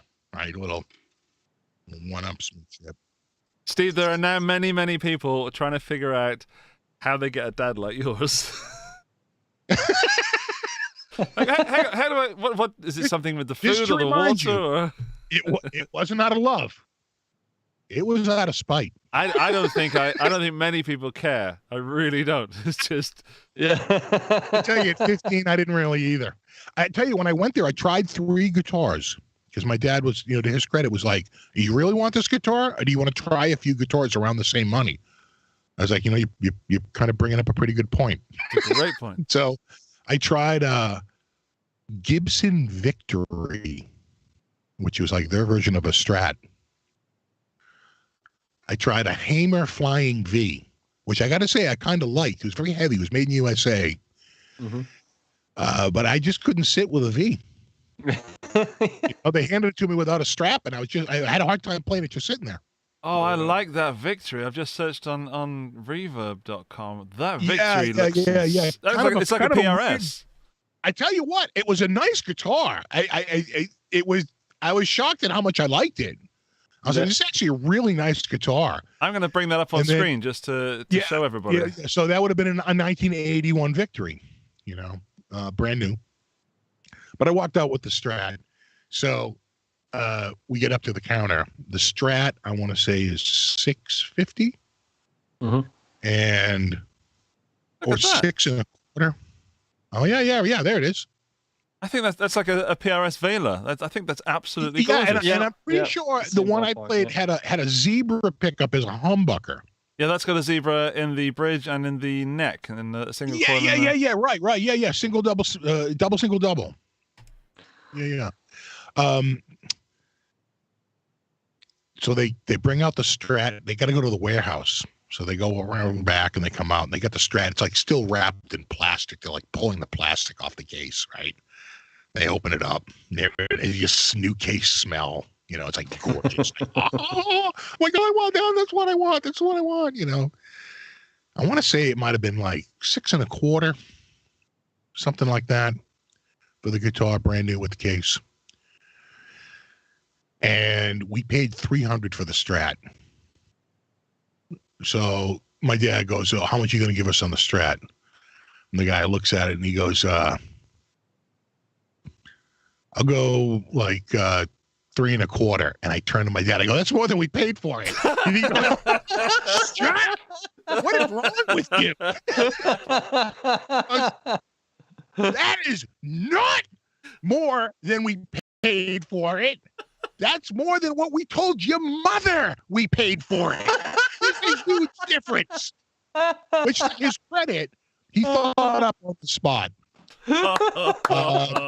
Because I was there. I know what we paid for it. We paid $300. I was there. Dads of the world, take God, note. That is he's gonna genius. be like, "What is wrong with you?" What a great reaction from your dad. So angry. Awesome. And so my dad looks at me and goes, "Listen, I'm going to give you this guitar in $300. I don't want to hear about tax. I don't want to hear about anything else. I'm going to give you this guitar and $300 cash, and that's it." And the guy goes, "Done."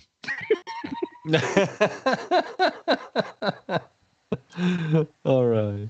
So that worked out to probably like, I think the guitar was like $6.25 plus another 5% tax. So whatever it worked out to be, I forget what. It might have been $650. Now that I think about it, might have been $650 because I remember he got over $350 on the trade. I love how many numbers you have in your head, Steve. Are you a numbers guy? Because you just seem to remember numbers. I'd be terrible at this. Oh yeah, well you remember those things. Well, you didn't remember $3.25. Steve, can I tell a little story about you? Is that okay? It's true. It's true, and it's positive. Okay. 2018 was the first year that I met Dan, and the first time that I met Steve. Now, Steve, I'm going to talk about you in the third person as if you're not here. I'd been watching Steve's channel for many, many years previously to 2018, and Steve was like, to me,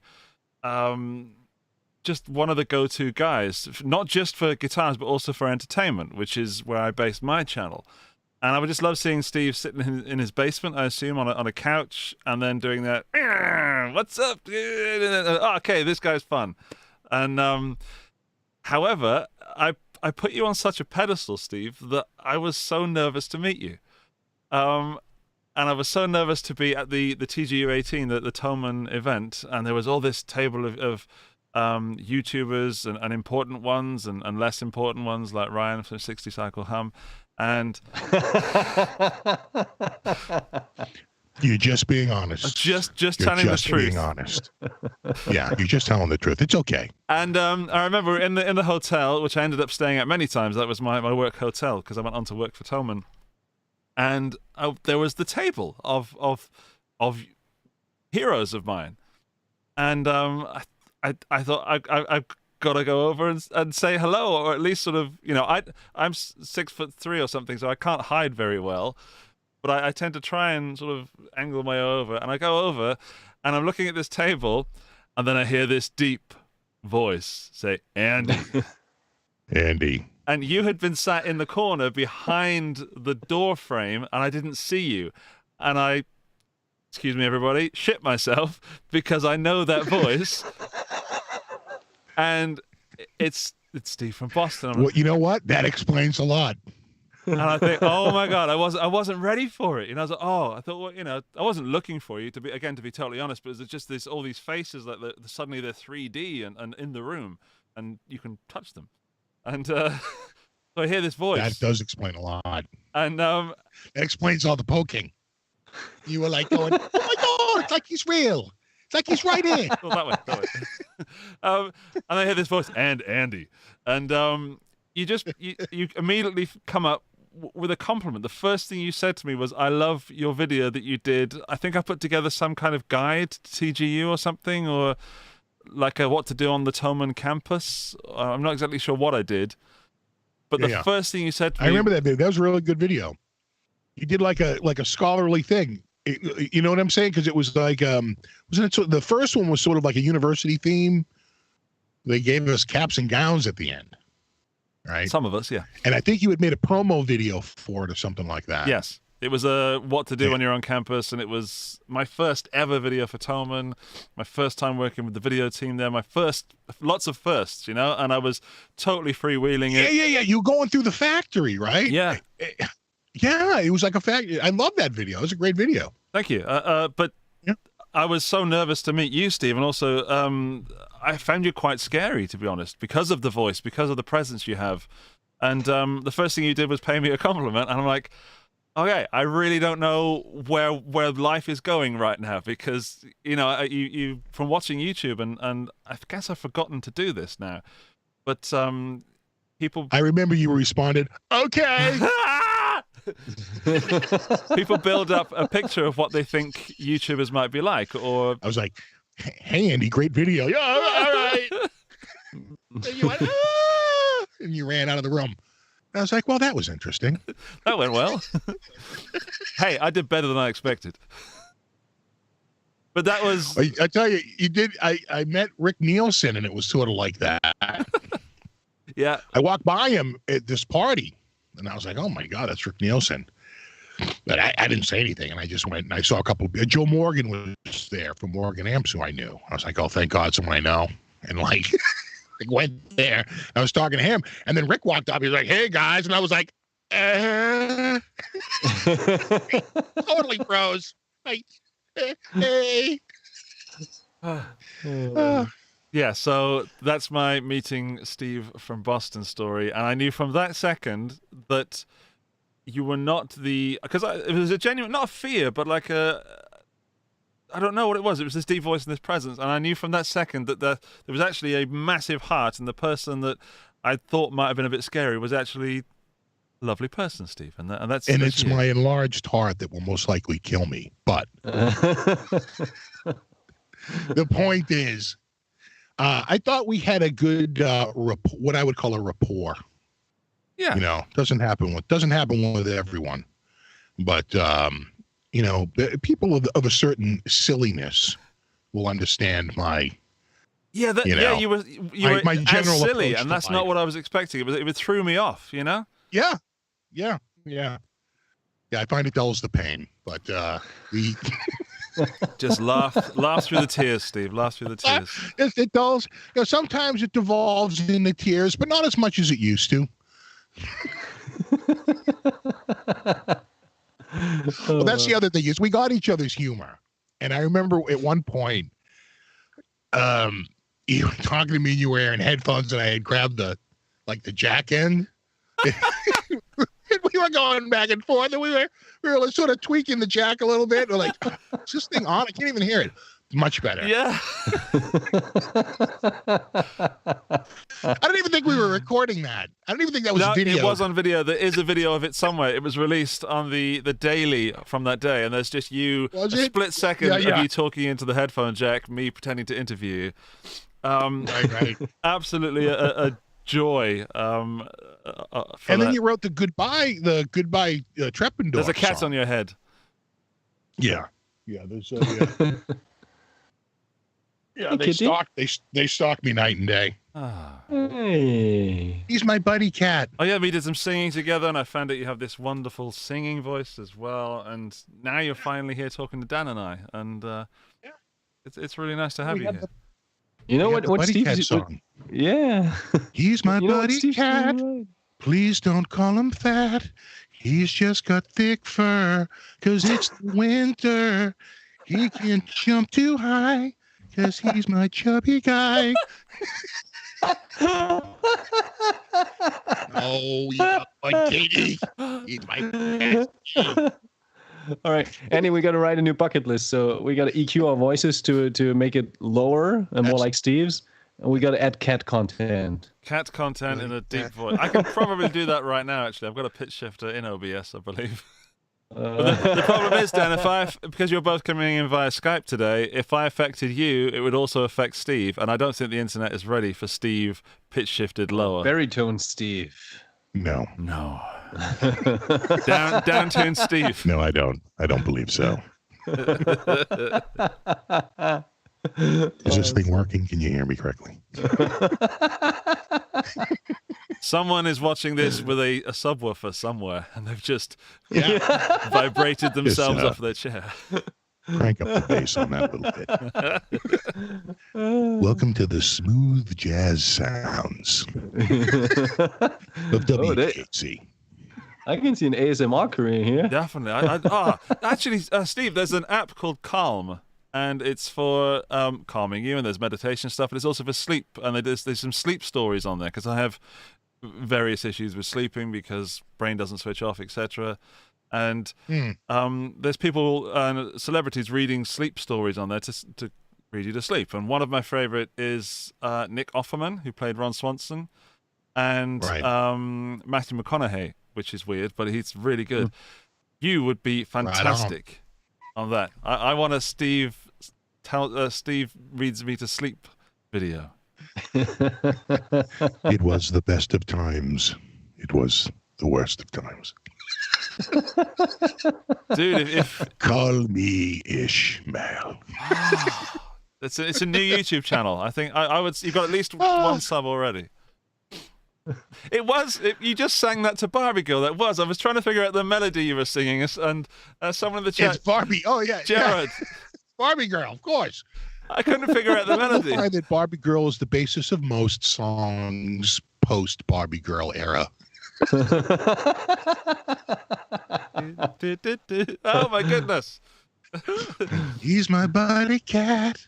He is a good buddy. Story time with Steve. There you go. Valeria's just given the title for your new series. I would listen to you read like the catalog of something. That's I genuinely think you have a possible business venture there. Yeah. Actually, you could read out the manuals. I'll be going a pronoun or preposition. Where's my wallet? Companies should hire you to read. I'll be reading the dictionary. Yeah, not the manuals. The manuals. Aaron A. Aronson. Aaron A. Aronson. What's your name, sir? What's your name, kid? Aaron A. Aronson. Oh wow! Is it true that you grew up in whatever north? Is it Sanford? Gloucestershire, yeah. I grew up where Hot Fuzz, which is what Steve's referring to as Aaron A. Aronson, where Hot Fuzz is apparently based because Sanford is actually a fictitious town. Okay, makes sense. Sanford is actually the place where it's where they train police officers. So they have these fake villages or fake towns in which you do the training, like a studio lot, I guess. Right. Up the model village. So Hot Fuzz is set in Gloucestershire, which is where I'm from and what my voice really sounds like when I'm not talking on a podcast or trying to talk to someone that speaks from Germany. Another pint of lager, Mary. Right, my love. But the thing is, I can't do my real accent until I'm either home or my parents call me. And then I suddenly go into... I'm not ashamed of it at all. It's just... It is a very hard accent to understand. Can you do this one, Steve? Can you do the one where Nick Frost is talking to the old guy who has the guns and he has a license for this one? Yeah. What is he? After this, no. Asbos. Yes, I suppose. Asbos. I have for this and I. What did he say? I love this one. Love this one. He does for this one. What do you mean for this one? Yeah, what do we need the dog for? So it's not the dog we need. Oh man. Oh God, that movie is the best. It really is. It's been running on HBO recently, so I've seen it a few times in the last few months. Amazing. Like say 6 weeks. It's been in rotation. They did a series together called Ghost Hunters on Amazon. And oh really? It's really good. Nick Frost is the main lead, and they've just cancelled it after season 1. And I really, really enjoyed it, so I'm a bit sad. But a lot of people think the third one in the Cornetta series is really bleak, but I liked it. See, I'm not a fan of zombie movies, and I wasn't I didn't know about the cast being a part of some other show in the UK, which it makes it a whole nother angle, right? So I didn't know anything about it. So I didn't. Shaun of the Dead was that's like my least favorite of the series. Hot Fuzz is clearly my first, but I like Cornetto, the World's End, right? Right. I think it's a great one. A lot of people think it's a bit too bleak, but I think it's good. Well, I kind of agree. I was truly into Spaced, the series, and then Shaun of the Dead. I do love zombie movies. I don't know where we're going with this conversation, but I'm enjoying it. I can just see Dan underneath me thinking, what are they talking about? But we're trying to get a sweet, sweet cornetta. Come on, guys. Let's go back to guitar. Dan, do you have any guitar questions for Steve? Because I have a couple, but I want to hear your lovely voice for a moment. All right. Well, what's the guitar you're lusting most for at the moment? Is there anything in particular? There is. I've owned so many guitars. The one that I really got two. The one's a longer term thing. The one I've been sort of hot on recently has just been a Gibson SG Standard in ebony. I've never owned an SG. It's a classic look. It's a classic model. I've been sort of lusting after that. The other one that I've been sort of quietly looking after for pretty much since we did that 1,000-man jam there is that blue Frozen Ocean. Frozen Ocean, yeah. You know what I'm saying, with the maple fingerboard. They're actually starting to come around in the used market here, because I've been as USA. They don't do a lot of YouTube stuff here. Or they're very selective, and I'm not on the selective list. But they're starting to show up in the used market a little bit, because they've been on the market long enough that they'll start to make their way into the used market. So I see them once in a while, and I'm just waiting for one to come out at a decent price, and I'll probably jump on it, because I really like that. Yeah. That was a sweet guitar, 5120M. No. Yeah, the 5120M, and I think it's Frozen. Is it Frozen Ocean? I'm just bringing it up now. Yeah. So give me just a second. And it's a beautiful guitar. And it's unlike any of my other RGs, other than I have an RG 550, but even that has a pick guard. You know, you usually don't have the maple. With the all mine with maple have pickguards. Yeah. That's got the bird's eye maple. That's a good one. I think it was also the first finish in that type that they released. They did a black variation a year later, I think. Yeah, correct. Yeah, but that blue one, that's a good one. Yeah, I think that guitar suited you very well, and it was a fun event too. Not just the H&K event, but also the Guitar 5000 thing. It's a heavy guitar. I mean, it had some weight to it. And they're MIJ, and it's got a bird's eye maple fretboard. And it had the luminescent side dots. Correct, yeah. Which was appreciated. During the event, yeah, it helped. Hello, Andy. Hello. Are you making fun of us?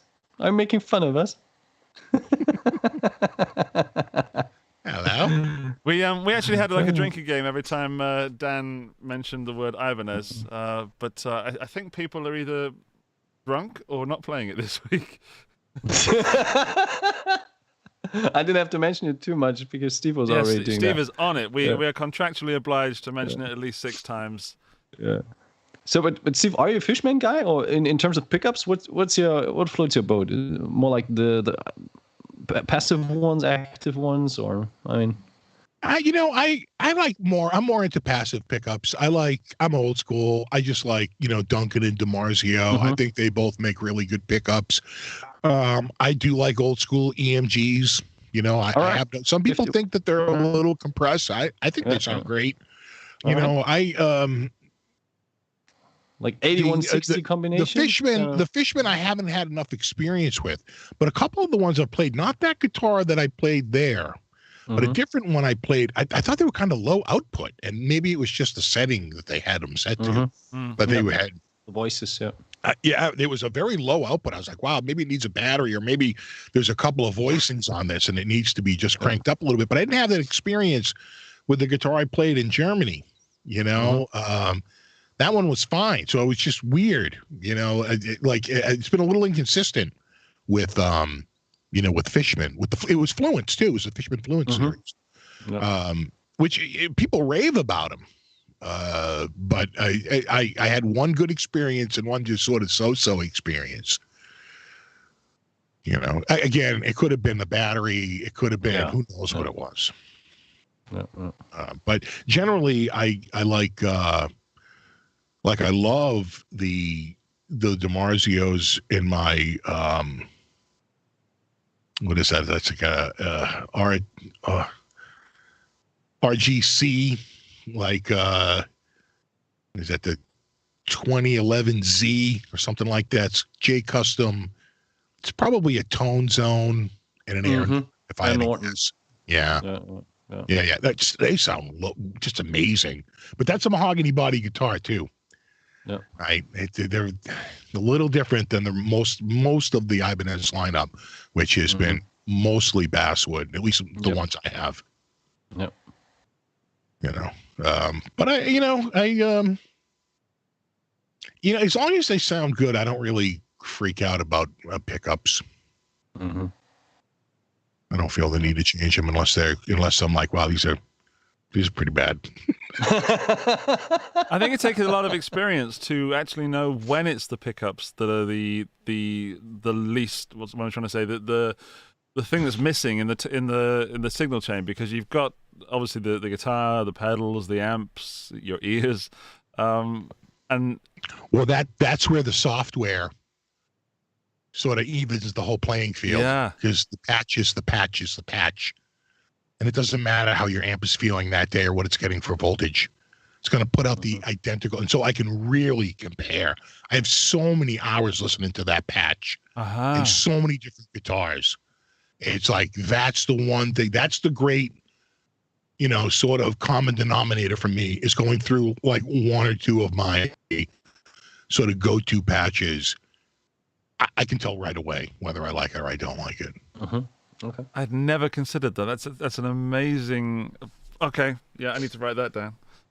It's one of the true ways. Like, and people are like, why do you use the software? It's like, well, it's the only way to be completely consistent, especially when I'm doing pedal reviews, because I really took the time to set up a very plain and muted, like AC30, as clean as possible, and what you're hearing when that pedal goes on is all the pedal, and there's no preamp to overdrive. You're not going to right. So sometimes you miss out on some of the things that the pedal does, because if it has a really strong output, then sometimes that's used to sort of overdrive the preamp a little bit. So not everything, some boosts just won't work, the right way. Sure. But for the most part, you get a very, very accurate, sense of what the pedal is going to be like as compared to other pedals, because they're all literally going through the identical patch. What are you usually like playing when you demo a pedal, or when you just want to get first impression? I always use THU because that seems to be the most natural sounding. All right. If I'm using a pedal, then I have a specific patch called Clean AC, which is just an AC30 and a speaker, and that's it. It might have a little reverb on it now that I think about it.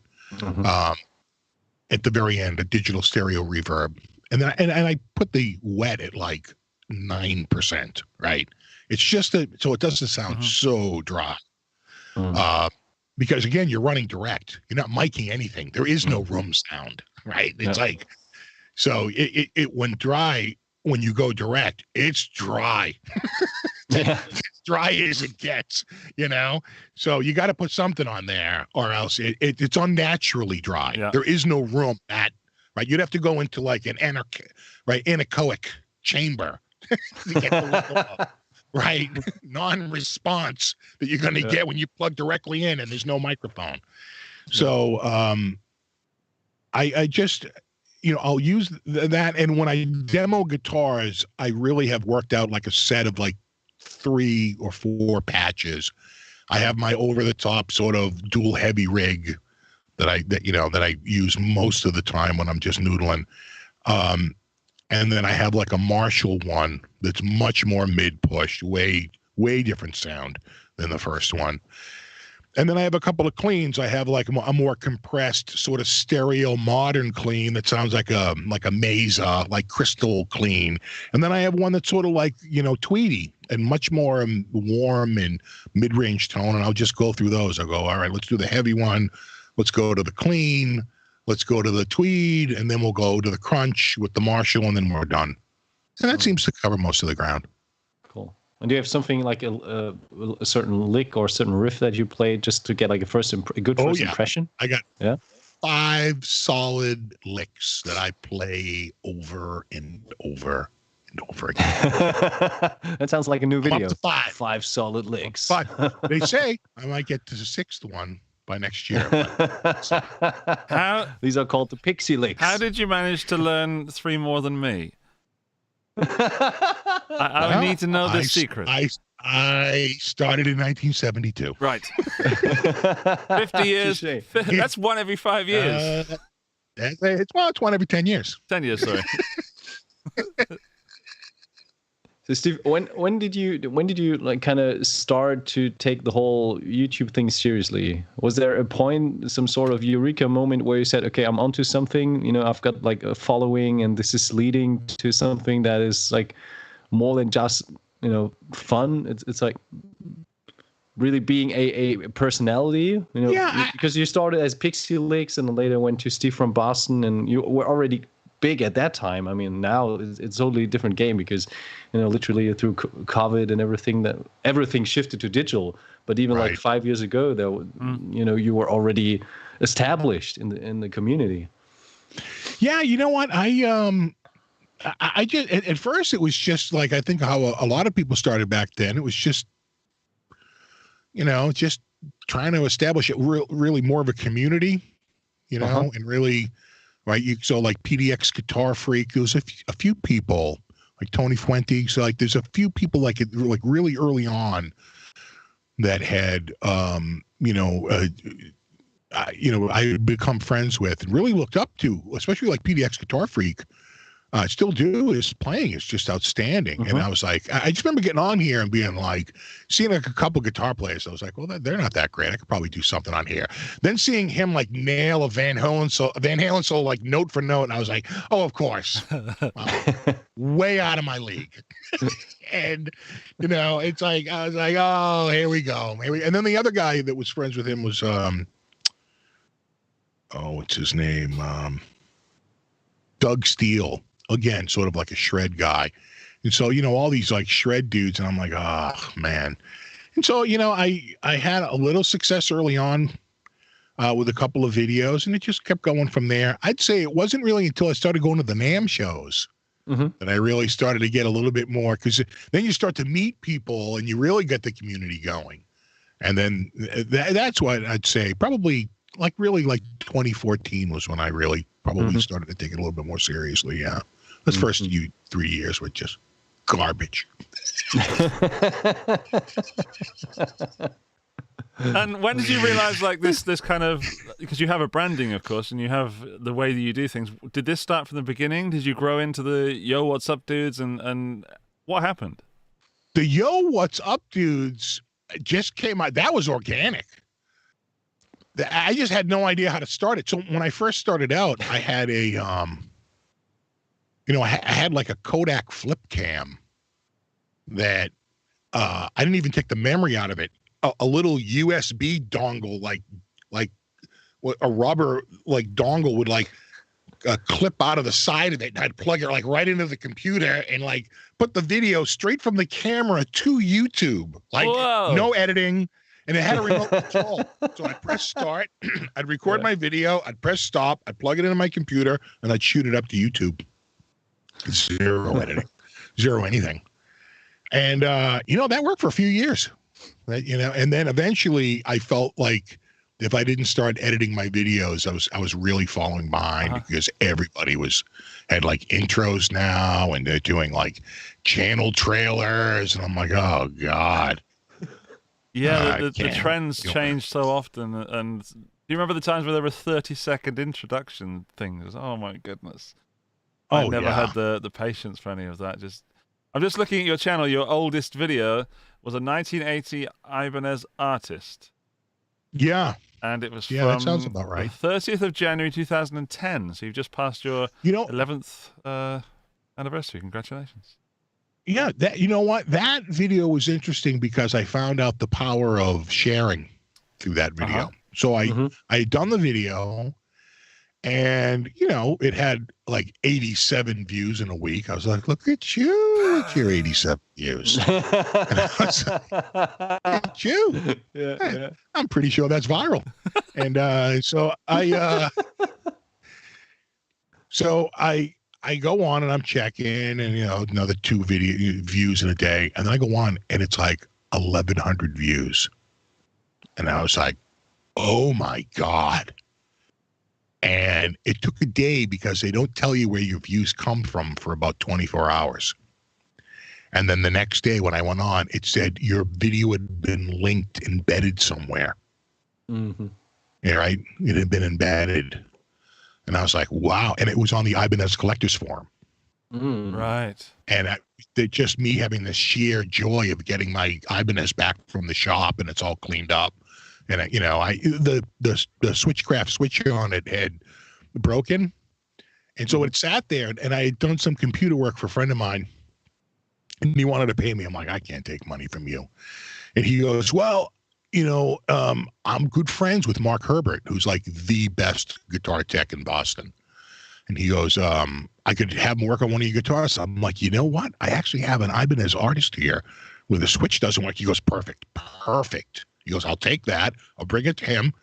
And I tell you, that guitar came back. It was like a brand new guitar. He gave it the once over, cleaned up all the fingerboards, and the frets were kind of polished, and you know what I'm saying, new strings, and he did a full setup on it, and like clean. I was like, wow, this is really nice. And so I was so excited, like with the way it came back. That was the video I put up. That's me getting my guitar back. He scraped all the gunk off the fretboard.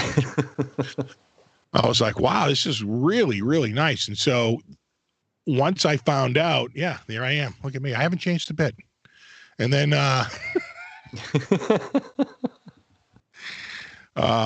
guitar actually might be for sale right now. I sold it to Krell Bar down in Rhode Island, and I think he might be selling it recently. He was asking me if I wanted to buy it back, gave me first dibs. And I said, I can't right now. I just put a new roof on the side of the house. And those roofs ain't cheap. That's several Ibanez artists right there on that roof. So anyway. I don't know why that is so funny, but that has just gone straight to my tickle bone. Yeah, well, I like to price things by Ibanez artist. Is it? Right? So, how many artists is it going to take?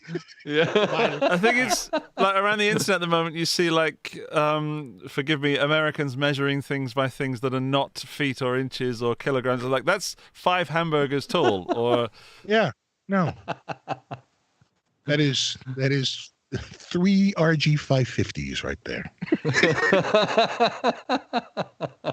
Genesis models? Yes. Yeah. I'd like to see that on a t-shirt, like 3 RG 550s or roof. Yeah. Daniel has 2 RG 550s. Andy has 1 RG 550. How many roofs can they have installed with the amount of RG 550s they currently have? Yes, the correct answer is 0.4. You can have 0.4 roofs installed. Oh, that's hilarious. We just established a new currency. Yeah. Oh boy. New system. Nice. But you got Road Flare Red. And you might get 0.45. Yeah. Just saying. Premium on that. So, yeah, we've been chugging along here. We're actually, believe it or not, in a couple of hours, refinancing our house again. Just keep doing this. And our interest rate is dropping like unbelievably. You know, right now we're at a solid 3.12, which sounds pretty low, but we're going to 2.25. That's quite significant. Yeah, for a 15-year loan, and it's unbelievable. It's just crazy. So we're looking to capitalize on the low rates. They called us up. They're like, "We're at 2.25." Like right now, we're like, "Lock it." And that would make for a couple Genesis models for you. Like, you're locked. I'm like, oh, thank God. It's like 2 weeks ago. Closing like so fast. Like, we're closing like in a nanosecond. It usually takes like 60 days. It's going to take like 6 days. It's like, we're literally closing tonight. They're coming to the house to sign the paperwork. Wow. So, yeah, I know. It's exciting. Very exciting. They will allow for a couple Genesis models throughout the year. Yeah. Yeah. Damn. Yeah. Our closing costs are like 2 Genesises. Genocide? Genesis. Damn it. By the way, Steve, I don't know if you know, but Ryan from 60 Sakohama has been joining us this entire, or most of the stuff. I guess he's doing something. He's been in the chat listening and offering up little moments of wit and views. And he uses the metal zone unit of measurement. And also he says he needs to refinance his house. So maybe we could do a little business podcast one day and we could all join in. And I can tell you this. We went through Costco, right? And all they do is just find good mortgage companies for you. And sorry, Steve, I've got to stop you. We went for so long without you mentioning Costco. That is a world record. We went to 3 different people, but the one we went just to see what they were talking for numbers, and they sort of give you a big like perspective, like what your payments are going to be, what the closing costs are going to be. They give you sort of a summary of the whole transaction, and the Costco one just was head and shoulders above everybody else. It wasn't even close. Yeah. The closing costs, and they have a thing now where they show you what the loan will actually cost you. Right. So my student loan had an interest rate of like 4.5%, but over the span of 15 years, I paid 100% in interest. Right. If you just because that's annually, and you're doing it for 15 years. And so if you really look at what you paid for interest, it's about 100, right? Because I paid, that was about 100%. And so your mortgage is actually about the same. You really do pay that because you figure over 30 years, even though that's an annual figure, right? It's amortized, I think, daily. So you look at the total cost of borrowing over the entire life of the loan. And at 2.25%, the entire life of 15 years, if we pay the whole thing and don't pay it early, would be about 18%, which is actually really low. I just looked up the interest rate for Austria, and I somehow came up with minus 0.55%. So, oh my God! Apparently, they owe me money. Yeah, you're getting money. Awesome. Let's do the refinance. Come on. You get a refi. I'll take a refi. You get a refi. Oh, wow, man. Anyway. Man, we've been talking about movies.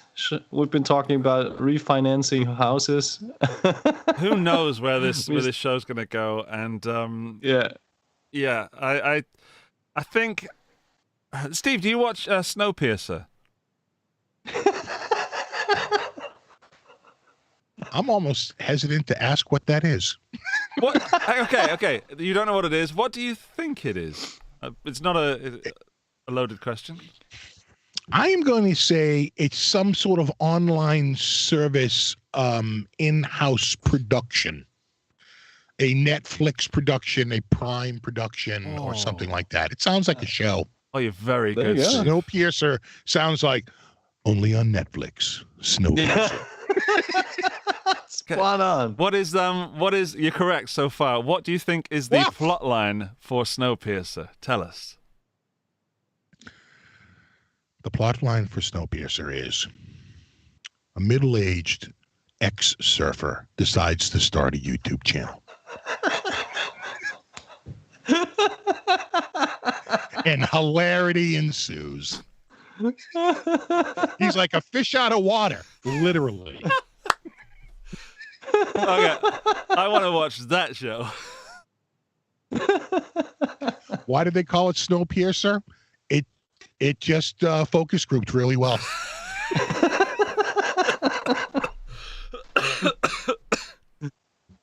The reason I ask is that's our show of choice at the moment. I would recommend it. Dan, would you recommend it? Absolutely. There's a movie, but actually, I think that the TV show is actually even better. I think the movie is poor Very in good. comparison, but everything else is poor in comparison compared to the Steve from Boston version of Snowpiercer, which I need to see at least Netflix put into production in the next 6 months, please. Just say, get creative, guys. I mean, Yeah. Oh boy.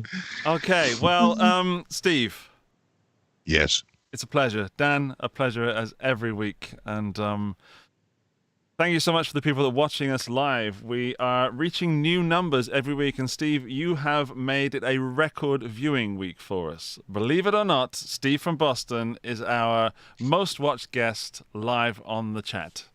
Well done, Steve. Well done, you. Go get yourself a new Ibanez artist. What? And Dan's going to send me one of those frozen ocean RGs? Oh, Dan, you don't have to. But you insist? Okay. I mean, I will accept the gift gracefully and graciously.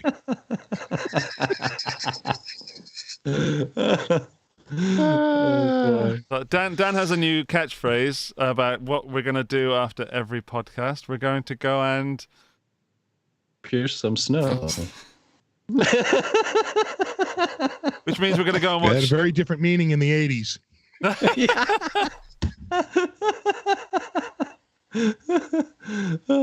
Yeah, so Steve, it's a pleasure, and genuinely I miss you, and as I've said before, I cannot wait for the world to reopen, and one of those reasons is so that I can be within a few feet of you and just be silly.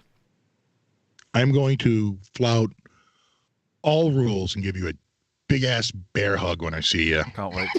Can't wait. We'll be like triple masked up. Get over here.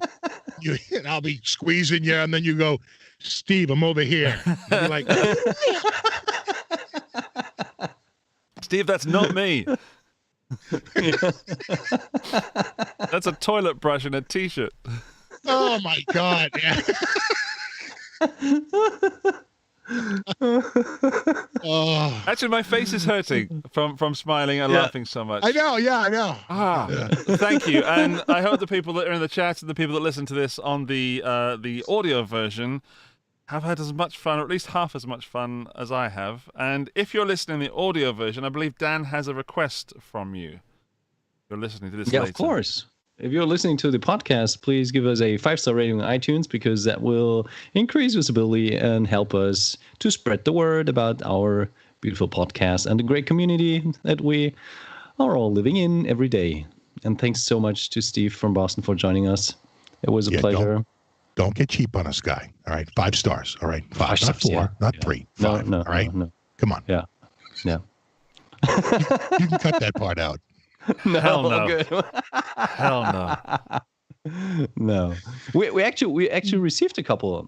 We received a couple new 5-star ratings from with very nice ratings and descriptions what people loved about the podcast. So we read that, and it gives a smile. It makes my day already if I see that. So yeah, I appreciate every rating. I mean, it's easy. You can just steal the iPhone from your girlfriend, or if you meet a total stranger, just ask them if you can get his smartphone for a second and give us a rating. No problem at all. Just be creative. That Are we advocating that sounds theft? borderline illegal. Yeah, but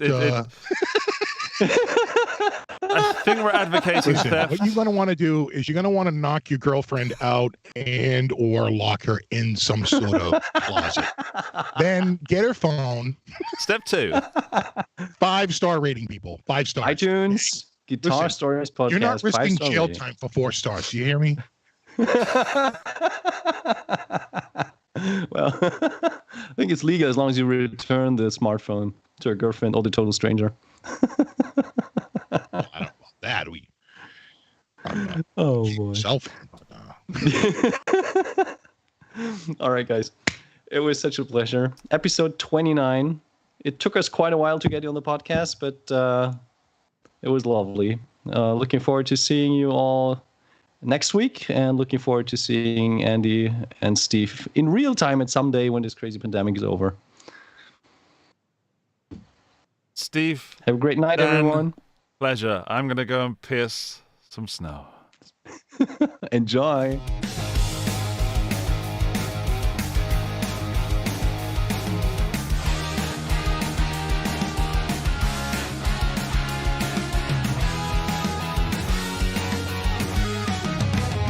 Guitar Stories Podcast, your #1 show for everything guitar.